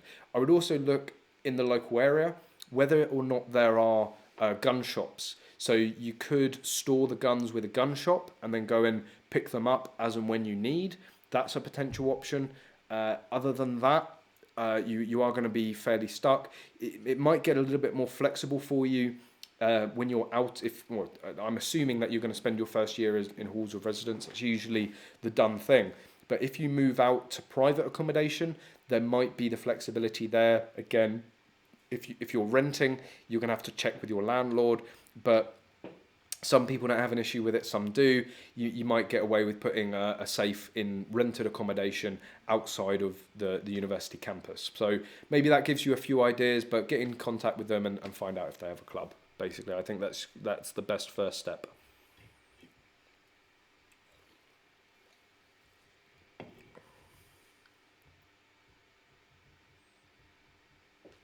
Right, I'm going to talk about, I'm going to put your questions and topics on hold for a little bit. I showed you this the other day, but I've actually got to grips with it a little bit more. And if John is here, so this was sent down to me by a subscriber called John, and he's been very, very patient because I've taken a little longer with it than I had intended. But it's the Mantis X10 Elite. You might have seen a bit about it online. I saw it all over Facebook, and it looked really, really interesting. Well, yesterday, despite all the rain, despite all the showers, I was able to get down the range and actually try it out. And that's the main brain of it. So that attaches to your Picatinny rail. You can put it on rifle, you can put it on shotgun, you can put it on pistol, you can even put it on bows, so for archery as well. And I'll show you some of the reports. So it basically connects to your phone. It's available for Android and Google. There will be a full review of this on the channel at some point, but I wanted to show you what I got up to. And it's absolutely, so you can actually go into your history and you can see all of the different shots that you've done and all your sessions. So you can go into your holster drawer. So it's got all different different activities, different training. So you can see here, it's every single sort of column is a different drawer, and you can see that it really does break down every little segment of the drawer. So you know, you've got your grip. How long did it take you to react? So it actually goes, it does the proper, you know, practical shooting thing. Stand, you know, shooter ready, stand by, and it gives you a beep. So that's going to be the, I guess, the reaction time to get the grip. That's how long I guess it took to pull it out of the holster. That's how long it took to then get you know, get the gun horizontal. How long it took to get it on target, and then how long to take the shot, basically. So you know, you can. It's really, really powerful. It does also trace, so you can see all the ghosts there. So those were all the shots that I did. But you can see it's all color coded. So you know, that's where I've picked up the gun, gone right up, and then where I finally shot the gun. But you can do stuff like open training as well. Maybe I'll use a better one because I've got a better score than that on another one. Let's find a better one. Make myself look a little bit better. Where is it? I was getting ones like in the 90s, I promise. I would say that. I'll go for the 89 one. So this was their open training app, or open training sort of drill. And all you do, and you can do this live or dry fire as well, and it works really, really well. It really does pick up every little bit. And even with dry fire, I was using the Walther PPQ, and of course it's dry fire, so you have to rack it each time, and it knew not to record any motion when you were racking. So you can see there, I took 6 shots during this exercise, and then it gives you these red areas, and these are problem areas. And not only does it sort of identify the problems, it tells you what the problem is and how to correct it. And you can see that obviously for this session, that was my main issue. So what am I doing wrong there? I'm pushing forward. So it really is a really, really powerful bit of kit. I did rifle as well with it. Didn't try the shotgun, mainly because I don't have a shotgun with a Picatinny mount on it. I could have used, I suppose, the supplied barrel clamp. Actually, a low 12 drill would be pretty cool with this thing on. Maybe I have to sneak. No, I've got to send it back. I've been far too long, and it's going to get put in the post tonight. Hopefully, if the post office is still open, or the co-op is still open on the way home. But it would definitely be in the post tomorrow for John, because again, I've kept it for too long. But seriously impressed with this. It's the Mantis X. It is like, well, it's the Mantis X10, and it is like having a coach or instructor in your pocket. And I can see, like, whilst the super duper top of the range system is £300, you might think, oh bloody hell, that's a lot of money. It's worth every penny. Seriously, one training session with this, I would challenge you not to be a better shooter. And if you're looking at getting coaching, if you're looking at getting tuition, this will save you money, because what you can do is go down and do some drills, get some analytics, and go to an instructor and say, look, this is what I'm doing wrong. The instructor then doesn't have to spend half a day getting to know your problems and getting to know what issues you have with shooting. He can see it right there in black and white with all of the data and go, okay, well, that's your issue, let's work on that. So, you know, what I see this as is a good sort of in-between to a coach or to an instructor. And it also stops you from plinking. And I think we can all be guilty of doing that. We get down the range sometimes and we just want to release, you know, rounds down range without even really thinking about what we're working on.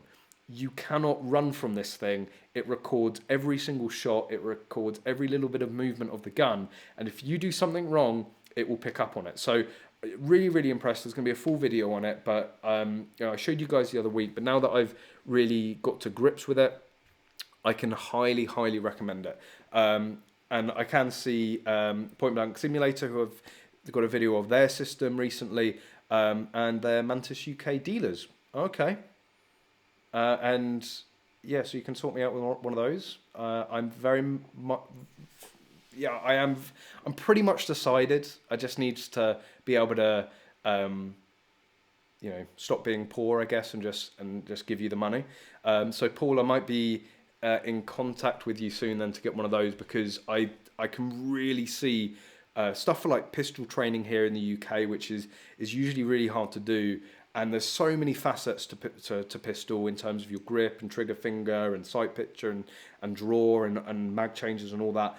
I can see this paying dividends overall. So if any of you have been even vaguely tempted by the Mantis, so they do the full Mantis X10 or 10X. That's about 300 quid. They do one below, which doesn't have the full functionality.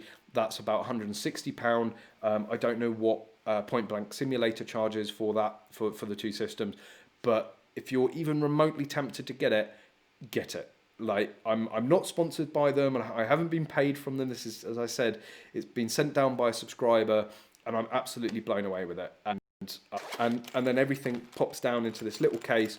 Chuck that in your range bag, and every time you go and do some training, then you've got an assistant, you've got a coach with you, and you can really hone in and take it seriously and really progress as a shooter. So yeah, highly recommend.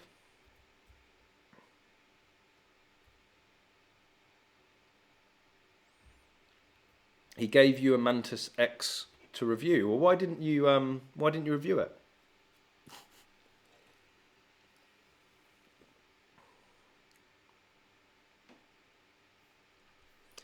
So where were we with that? Anyway, I'm really excited about that. I know it might seem a bit techie and nerdy and whatever, but really am really impressed. Made in the USA as well. At least it's not China. Am I right? But yeah, and the fact that you could do dry fire, like the dry fire drills were just as good as the live fire. Anyway, I'll stop going on about it. But seriously, if you're tempted by one, just get one and get in contact with Point Blank Simulator. If they're a dealer, get in contact with them. Great guys over there at Point Blank Simulator. So I can highly recommend dealing with them.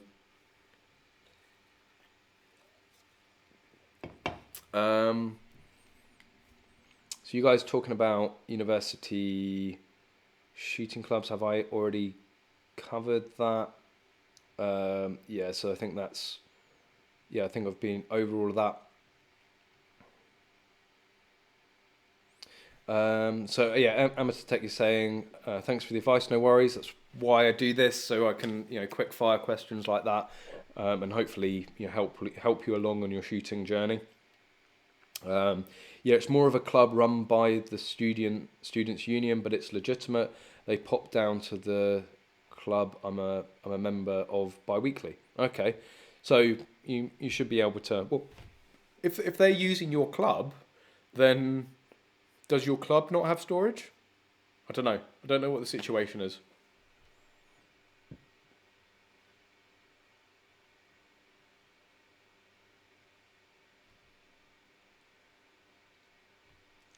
Your rifle is in your safe awaiting a trigger drop, plus Wales isn't allowing travelling. So it's not down to you not having your FAC then, it's down to COVID-19. And it's not a trigger job, I just need to fiddle with your crap. You buy all these crap extensions and they don't work, and then you come to us crying, asking for them to be fettled and make them work. You're not called Mr. Crap Magnet for nothing, Daniel.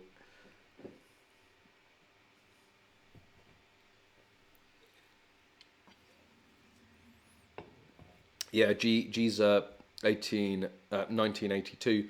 The handgun ban needs to be repealed now. The banned handgun is the most used weapon in gun crime. Absolutely. I say it pretty much every week.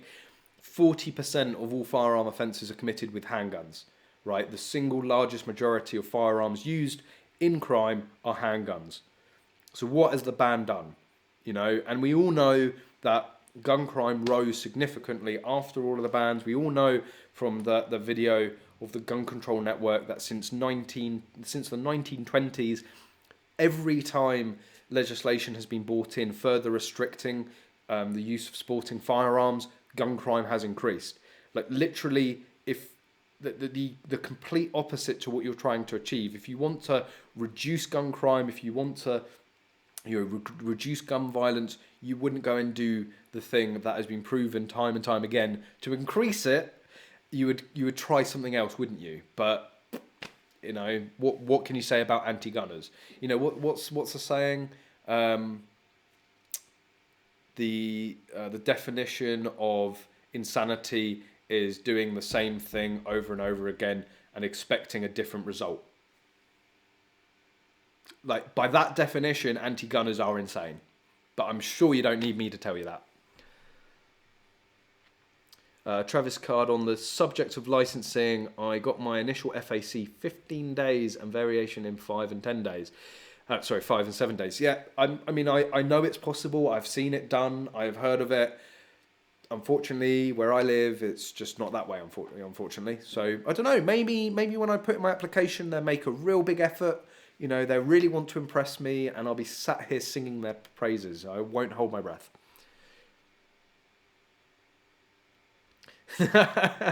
Carl Volt, just need a cat and a Beretta vest, and I'll start ripping you off with copycat streams. Do it, please. I don't care. Like, I just love it. I would come in and watch your streams and just give you constant abuse, a little bit of karma.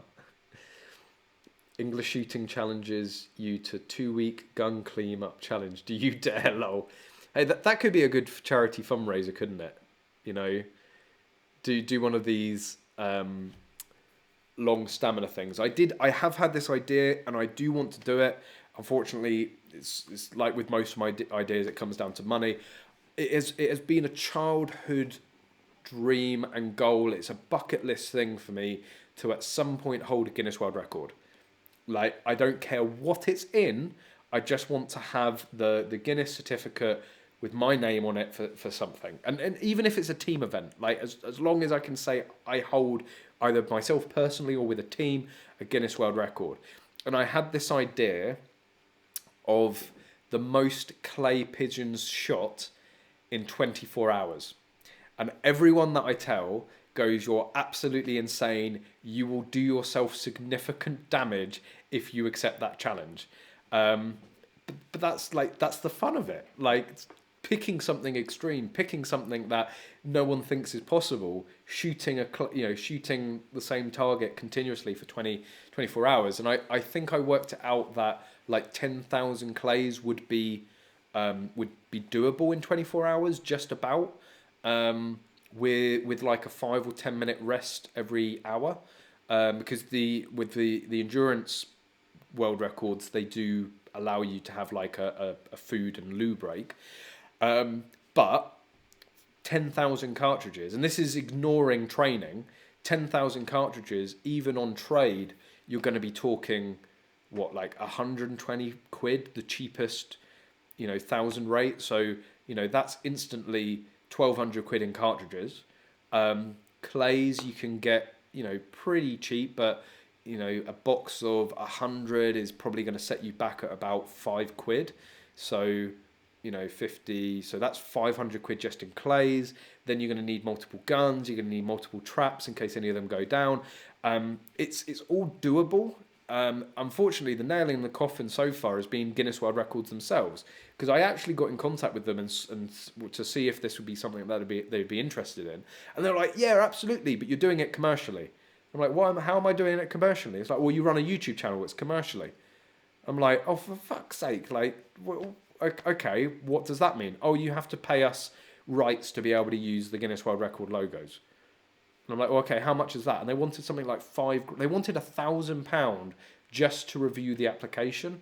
And then they would want at least £5,000 in order to use the rights of Guinness World Record. And I'm like, but what if I do it personally? What if I just go out tomorrow and do it? Would you accept it? And they were like, oh, I don't know, because you've told us that it's potentially commercial. So I'm like, Jesus. So if I can find a way around it, but that it's a childhood dream, and I would love to do it. So in terms of endurance challenge, if someone can make it happen, I will happily volunteer to attempt to shoot 10,000 clays in 24 hours. The offer is there. Someone can make it happen, someone will make it happen. Or maybe I'll wait until I have a bit more money and then I just pull the trigger on it, let's just say.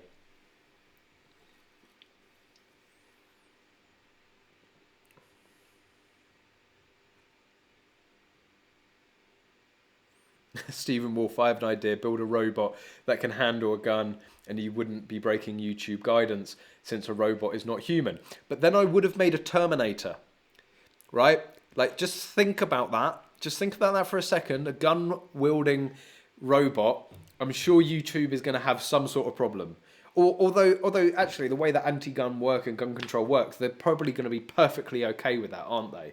You know, oh, a person can't handle a gun, but you can create a gun-wielding robot.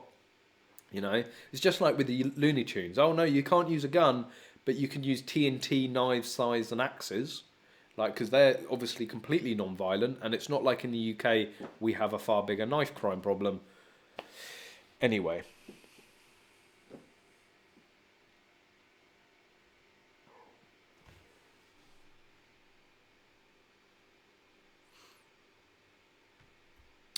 Mantis X10, £249 already in the UK.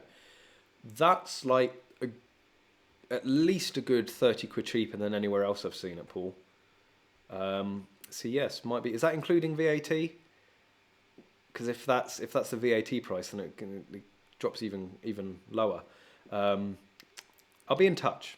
I said to John, whilst I sent him a nice kind email saying thank you very much for sending it down, I don't know whether I should be saying thank you to him, because I think he has inadvertently cost me 300 quid.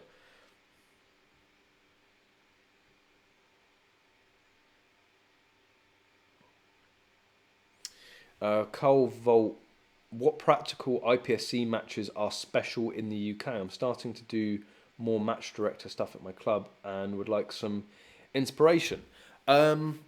Special matches. I know North, no, what is it? The Coats of Arms match held up at Rossendale. They pride themselves on swingers. Not that type of swingers, guys. You know, I know it's getting late. I know you get a bit rowdy towards the end of the stream. They had one last year, which I shit you not was about a 10-foot swinger, and it looked like a giant playground swing. And the thing is, because you're not used to that huge swing, it really threw people off, because you used to things more doing that. But this was just absolutely massive. That's pretty special. I mean, like, the thing is, we're so passionate about shotgun here, and level 3 we only have we very rarely have level 4s or level 5s, but we will probably have, for shotgun we will have maybe 4 or 5 level 3s a year. And every single club put their absolute all into it. It doesn't matter which one you go to, they are all as equally as impressive in their own different ways as each other, because they really take pride. So they do love to mix it up. They use a lot of swings and seesaws and stuff like that. Mechanisms, so opening up apertures and it triggering something downrange, and things like that. I mean, in Northern Ireland, a couple of years ago, I know they had this button sequence, and it was like you hit the button as you start, and then you had like 5 seconds to get to a target before it disappeared. And if you didn't get there in time, you had to run the other side of the range and hit a button to reactivate it and run back. And the really complicated stuff. So I mean, if you're looking for any sort of inspiration, go and check out the Gunroom TV videos. I mean, pretty much every level 3 match of shotgun we've covered over the last couple of years. So you'll be able to get a real good representation of all the different clubs and what they come up with in different stages. We are usually very limited with space for practical grounds here in the UK, so they do tend to be more compact. You don't really get run and gun stages very often here in the UK, which are personally my favourite, because I can be at times quite light on my feet, and it's where I make up a lot of time. But yeah, they go and watch any of the Gunroom TV videos. There's even the level 3 Silverstone match from a couple of years ago. I'm sure Dan will know what I'm talking about, and yeah, go and watch that. I mean, they were doing stages out to 100 yards on that, which for mini rifle, for normal rifle, full bore rifle doesn't sound very impressive, but for mini rifle, it's surprising the amount of people that get caught out. Up until recent years, the maximum you'd ever really see in a mini rifle match is maybe 30, 35 yards, and Silverstone, they use that full 100 yards, and it is changing things a little bit.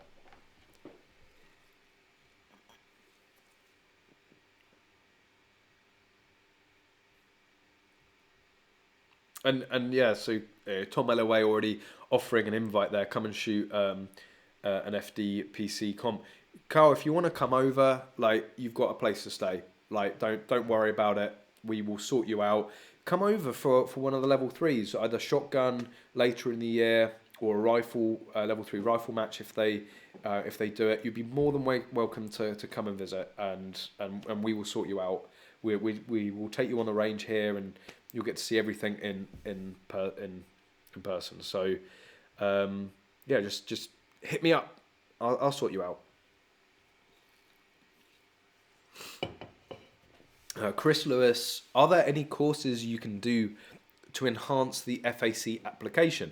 Absolutely. I mean, when you're going through your firearm application process, the FEO they want to know if you're of if you're of good character. Now, there's not really a course you can go and do for that, but the other thing that they're going to look at is whether you are sufficiently trained and educated in the firearm, or with firearms in general. Now, usually this is sort of ticked off if a club has made you a full member. Usually that's the best indicator for a firearms officer to say, oh look, well, this club have no problem making him a full member. He's done his probational period, or she's done her probational period, and they're going to be fine. A club wouldn't make someone a full member without going through that probational period and going through the various training and education that a club would do. However, you can always add to that. So things like with practical, going and doing your UK PSA safety courses and getting your competition license in short and long gun, that shows yet another level of proficiency. So there are a lot of people that are full members of Home Office approved clubs that wouldn't pass a UK PSA safety course. It is a failable course. You do have to know your stuff. You do have to be proficient with the gun to be able to pass it, and certainly pass it at a competition level license. So the UK PSA courses, for shotgun, you can do CPSA courses and different levels of that. The NRA also do safety courses. In my complete opinion, I think the NRA safety courses are a complete rip-off. I think I got a quote once that basically if you were to use the NRA as your Home Office approved club, it would cost you something like £800 in courses before they would make you a full member and back you for your firearm certificate. £800. Like, absolutely ridiculous. The most a UK PSA safety course can be is 180 quid. So that's a significant saving right there. 360 quid gets the national governing body for practical shooting to sign off on both short guns and long guns. You don't really need a lot more. And then, of course, if you want to do if you want to go and do target rifle and all that, you can get the NSRA. The NSRA do different courses as well for small bore shooting. So yeah, there's loads you can go and do, and the more certification you have, the more credibility you have in terms of these courses and certificates, is only going to look better for your FAC. And again, we were talking about this earlier on in the stream. The more valid you can make yourself to the firearms department, the more experience that you can show that you have, that it's only ever going to help you.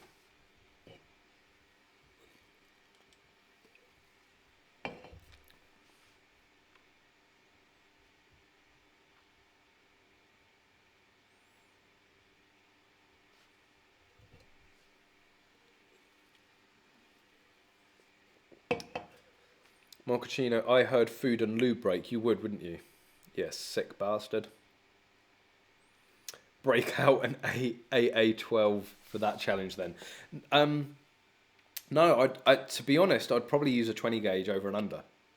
Or maybe even a 20 gauge semi-auto, like a 20 gauge Benelli M2. Comfortex stock, inertia driven, so it's, maybe a gas driven gun would be softer. I don't know. These are all things that I would go and test out before going and doing a before going and doing it. You know, like I'm going to find out. I think the a 12 gauge would probably be too heavy, and I think that the physical fatigue of actually bringing the gun up and down each time is going to be difficult for that challenge. So the lighter the gun I can get, the less recoil that I can get, then the better. I think that will be all round.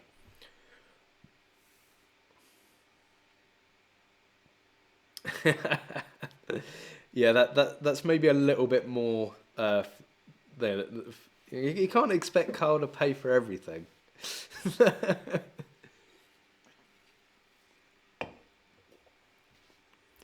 Yeah, yeah. Guinness World Records. I'd completely agree, Kyle. It's not really what they used to be. It's not really about the records. It's I think they've just made it too commercial now. It used to be something really fun and sort of light-hearted, and now they're obviously just trying to suck everyone dry for as much money as possible. And Chris Smith, you have 2 Guinness World Records as part of a team effort. That's awesome. What are the match levels that you are talking about? Stephen Wolf has pretty much explained them all. Basically, you know, the top level, level 5, which is a world shoot, creme de la creme, happen every 3 years in each discipline for IPSC, and then level 1 is the most basic. David Kittle, Carl, don't be poor about Kentucky. Stop abusing my subscribers, David.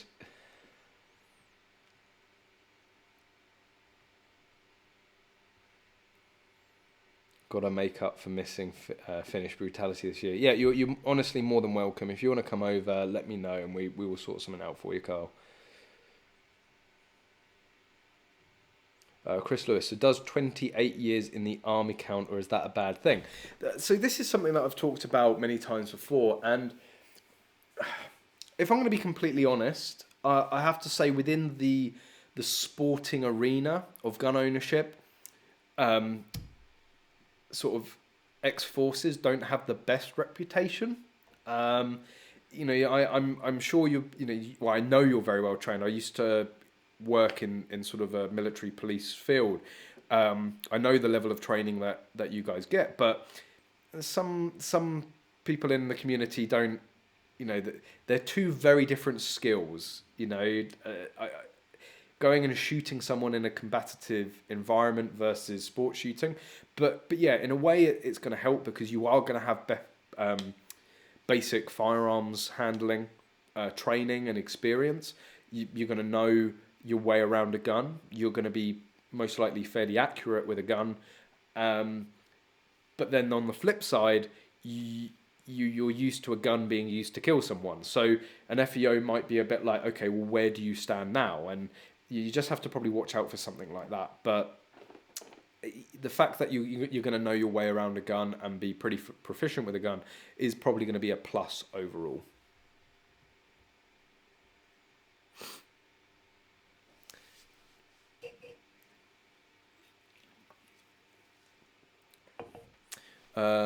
Rich Weston saying you can do an assessment only, i.e. Module 5 at the NRA, and that will cost you £100, but I wouldn't recommend it if you haven't already handled a 1022 or full boy rifle. Okay. Ooh, £249 including that and delivered, I believe. I'll find out. Yes, please. Let me know the lowest you can do it for. And by the sounds of it, Smerald might be interested in one as well. But we'll see. I mean, what is that? If they're 149 ex VAT, that works out to £207.50. 200 quid for that. Okay, ex VAT. You can only get it if you're VAT registered, but 200 quid for that. That's I think an absolute steal. You would save more in instruction and tuition. Honestly, you would save that money back if you're ever thinking of going and having any courses. Chris Lewis, yeah, range safety. I mean, that's sort of what I mean in terms of basic gun handling. You're going to know your way around a gun, how to handle it, what not to do with it, what end to keep pointed down range, and all that, and range commands as well. It is going to help, I think, overall.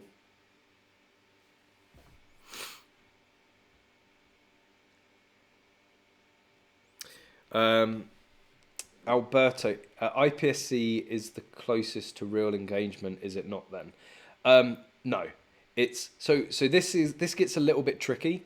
So IPSC did start off as a defensive training aid. It was taking basically, I wouldn't say combative, but certainly defensive techniques and like CCW techniques, and putting it into a sport. It has completely moved away from that now. It's not about sort of mimicking. Well, there are some artifacts left within the sport that sort of mimic real life in terms of the. I think one of the rules is that it has to potentially be a real world example. The stage has to be real world in a way. But look at the targets. We don't use head boxes anymore or silhouetted targets. They're all the diamonds. We're not trying to simulate shooting a person. And like with practical shotgun, if people say IPSC is about simulating training shooting pistol, well, we shoot at steel plates like that big on the floor.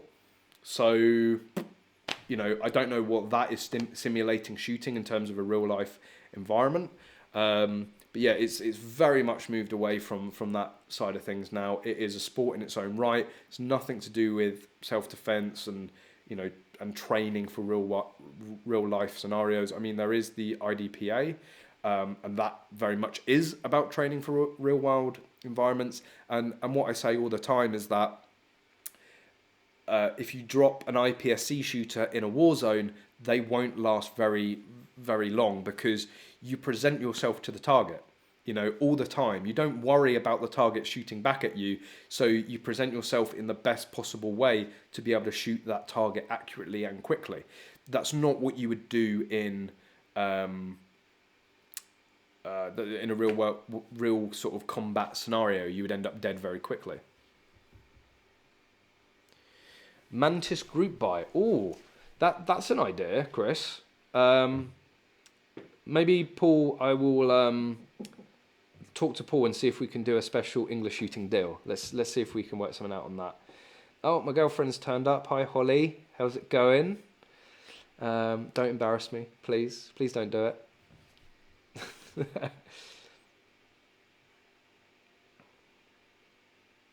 Yeah, if you're after something.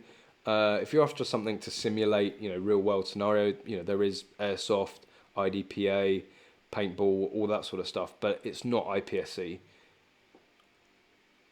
And Paul from Point Blank Simulator, my experience is people with combat experience or CP, they hold that against you when it comes to licensing. Yeah, I'm not surprised about that, but then you can still argue that you obviously know what your way around a gun, maybe not necessarily for the right reasons for an FAC, but you still do. What's the name? What's the ammo you use that hurts like paintball but less gay? Cement?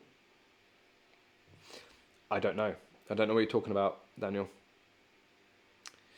Look up the video Viking match 1983, an old badass match footage. I'll put it out in another tab for later, for after the stream. So we are. Like, now's your chance. Any burning questions, please? There's no such thing as a stupid question. Please, smash those questions out quickly before we wrap up. But yeah, I'll check that video out later. And before all of you guys go, like I always say, if you're watching, please hit that thumbs up button. And it really does help. It's only a little one right there. You can click it. Doesn't cost you anything. Doesn't take any time at all, but does make a big difference. The more engagement and the more people that like the videos, the more YouTube will put it in front of people, basically. So it does really help. But yeah, I'll give you guys a little minute just for for you guys to get any last minute questions in, and then we'll probably think about wrapping it up. And guys, if you didn't watch the one of the videos about YouTube becoming gun friendly, go and check that out as well. It's a glimmer of hope. It's not perfect. I've talked about it before on some of the streams, but I sort of summate it. It's one of the newer videos this week, so go and check that out. It's a sign of good things basically from YouTube, and them trying to incorporate gun owners and not just shove us to the side and firearms channel. So yeah, go and check that out if you haven't. And of course, the most recent video, Warner Brothers removing guns, go and check that one out if you haven't already. And probably the next video, we've got a few good videos coming up, guys. I've got the I won't call it a review, but I've got the full video of the Antreg Zenith, the CZ Shadow sort of clone long barrel pistol. I'm not calling it a full review because it is still a prototype gun that I used, so I can't, really use that as a full judge. So that's going to be coming out. Probably the next video on the channel is going to be putting together the mag-loaded Smith & Wesson 1522. So if any of you are interested in learning more about those products and how they attach to the gun and what they end up doing and advantages they give you, go and check out that. Well, keep an eye out for that video. Subscribe. Everyone subscribe. If you're watching this and you're not already subscribed, subscribe. Like, give me a chance. Watch a few videos. If you don't like them, unsubscribe. It doesn't cost you anything. So yeah, so we got that. What else? Oh, that's right. I've obviously got the full Mantis X10 video coming out soon. That's really, really interesting. And I do actually have, I think I've still got it on my phone. So it's the first time I've, really reviewed something with an app. But iPhones actually have a feature to record your screen. So you can actually see, let's flick it through, me going through in live time, so you'll be able to see everything on the screen. So that should be a pretty cool video to look out for. What else do we have planned? What else? The Trijicon MRO HD I'll be reviewing very, very soon. That's probably about it for now, really, for the next sort of few weeks. Of course, we are going to be doing the EnglishShooting live stream every single week. Next week, it's going to be Connor's back on the stream again with Alex running everything, so we're back to our full glory. We'll have the healing bench. You'll be able to see more guns up close and personal, which is really, really good. So, yeah, really loads to look forward to. I will mention that we may shift it back slightly to 7:30 for a start time for the live stream for next week, so just be aware of that. But it will either be 7 or 7:30. I'll put an announcement out beforehand so all you guys are or available. But yeah, I'm just going to go through these last questions. When I get to the bottom of it, I'm probably going to shut up and head home and get some dinner and get some sleep. Love you too, Holly. I'm contractually obliged to say that, but thanks for joining in and supporting.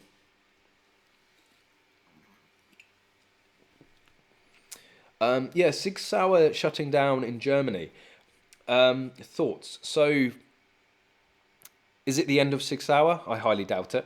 It's just probably a different phase of the company, depending on the rules and legislations over in Germany and the black tape, red tape even.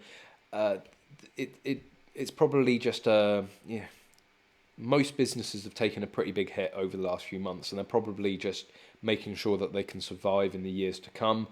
It's a shame, I'd rather that they didn't, but it is what it is. But I don't think it will be the end of Sig Sauer. The name has far too much value. It has, it's far too, and also far too many military contracts really to ever go under fully. So we just have to wait and see how it pans out. Obviously, it's not good, but I don't think it's the end. Daniel Smurl, since you don't like my Shitakon, shall I give it? Shall I get the magnifier? That's up to you, mate. I mean, you don't take my advice on what things you should buy. You should buy anyway. If you like it, you like it. you know, and then this is what I say, you know, I might be here ripping on Daniel. Look, guys, if you like a bit of kit and you get on with it and you enjoy using it, that's all that matters. Don't give a shit what other people think. If you like it, if you enjoy it, if it works for you, then do it. You know, even if it makes you look a bit special sometimes, Daniel. Ricardo Bryan, is 22 WMR legal? Yep. 22 WMR semi-automatics and bolt actions are completely legal here in the UK.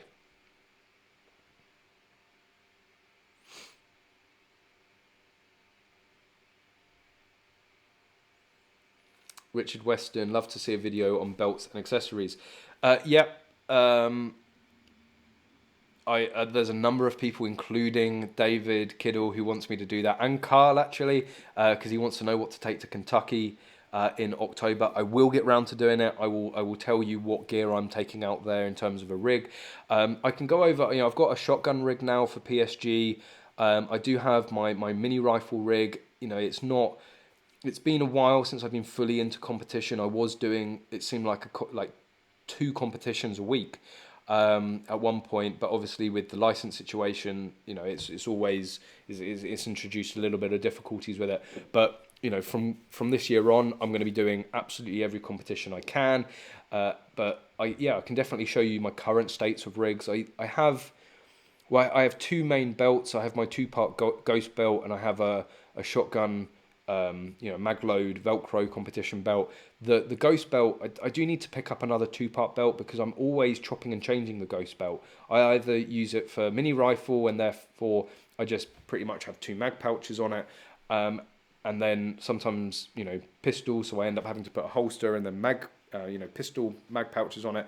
So perhaps I'll just go and buy like a double alpha or another ghost, and I can have my pistol, rifle and shotgun set up and show you all the differences on them. So yeah, I'd actually get round to do that. I am planning on doing like an EDC video. It's going to be fairly boring, but I'm going to include some bonus things in there, sort of spice it up. I keep things very, very basic in terms of what I carry around. I'm not one for liking huge bulging pockets and stuff like that. But yeah, I'll go over what I carry every day, and we are going to do a what's in my range bag, and I might do 2 videos, but I have a feeling I'm actually going to have a rummage through Connor's range bag, because he does so much like instruction and tuition here at Bluefield Sports, but all of the matches, and you know, he is Mr. Magload, and the amount of people that come up to him at a match and they're like, can you fix this? So he carries pretty much everything on him. So I think it would be more interesting going through his bag and seeing what surprises are installed there. So those sort of videos I do have planned. I will be doing them. Stephen Wolf saying you've been subscribed from nearly day one. Yeah, I've seen your name. Your name has been sort of synonymous with the channel for me for a while. There are a number of your usernames, guys, that, you know, I might not know you guys personally, and I might not necessarily recognize or know when I meet you in person and be able to associate them with your username, but I do see the regulars. I do see who regularly comments and engages with the video, so do appreciate the long-term support there.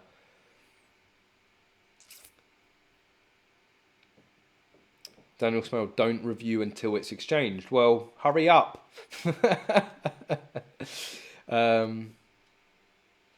But yeah, you guys seem to be heading off. Video hunting rabbits, WBPC approve with axe next. We've got to do that. We've got to go rabbit hunting with scythes. And no worries, Stevenson, asking the questions. That's what this whole session's all about. David Kiddle, does Holly know you've blown the wedding on money on guns? No, but she's fully aware that I've blown it on a car. But the gym guy, do you shoot the Imperial at Bisley? No, I don't. Again, it's something I would like to sort of tick off the list at some point.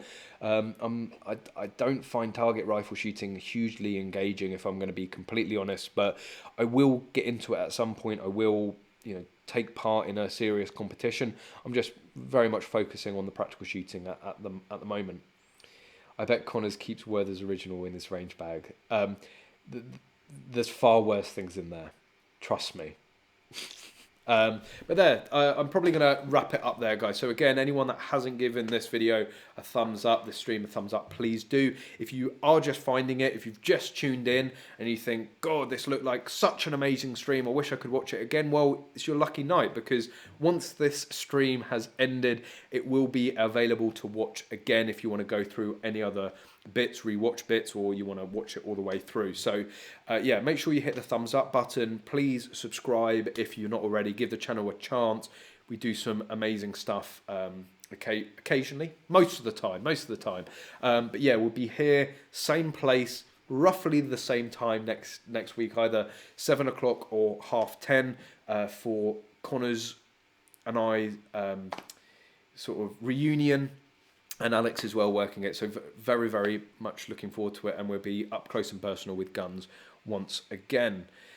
But yeah, really appreciate you guys all tuning in. Oh, you Maglo's just tuned in. No, at least 6 cans of Pepsi Max. You wouldn't believe the amount of Pepsi that he pulls out of his bag. He's like, "You thirsty?" I'm like, "Yeah." He's like, "Pepsi." 2 minutes later, "You sure you don't want another?" But yeah, anyway, guys, thank you everyone for tuning in. I do really appreciate it. I do really enjoy these streams.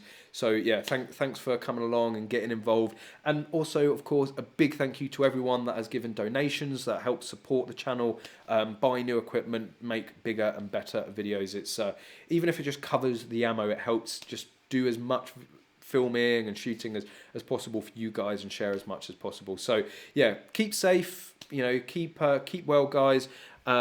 Keep watching the channel, plenty of videos to come, and as always, I hope to see you all soon.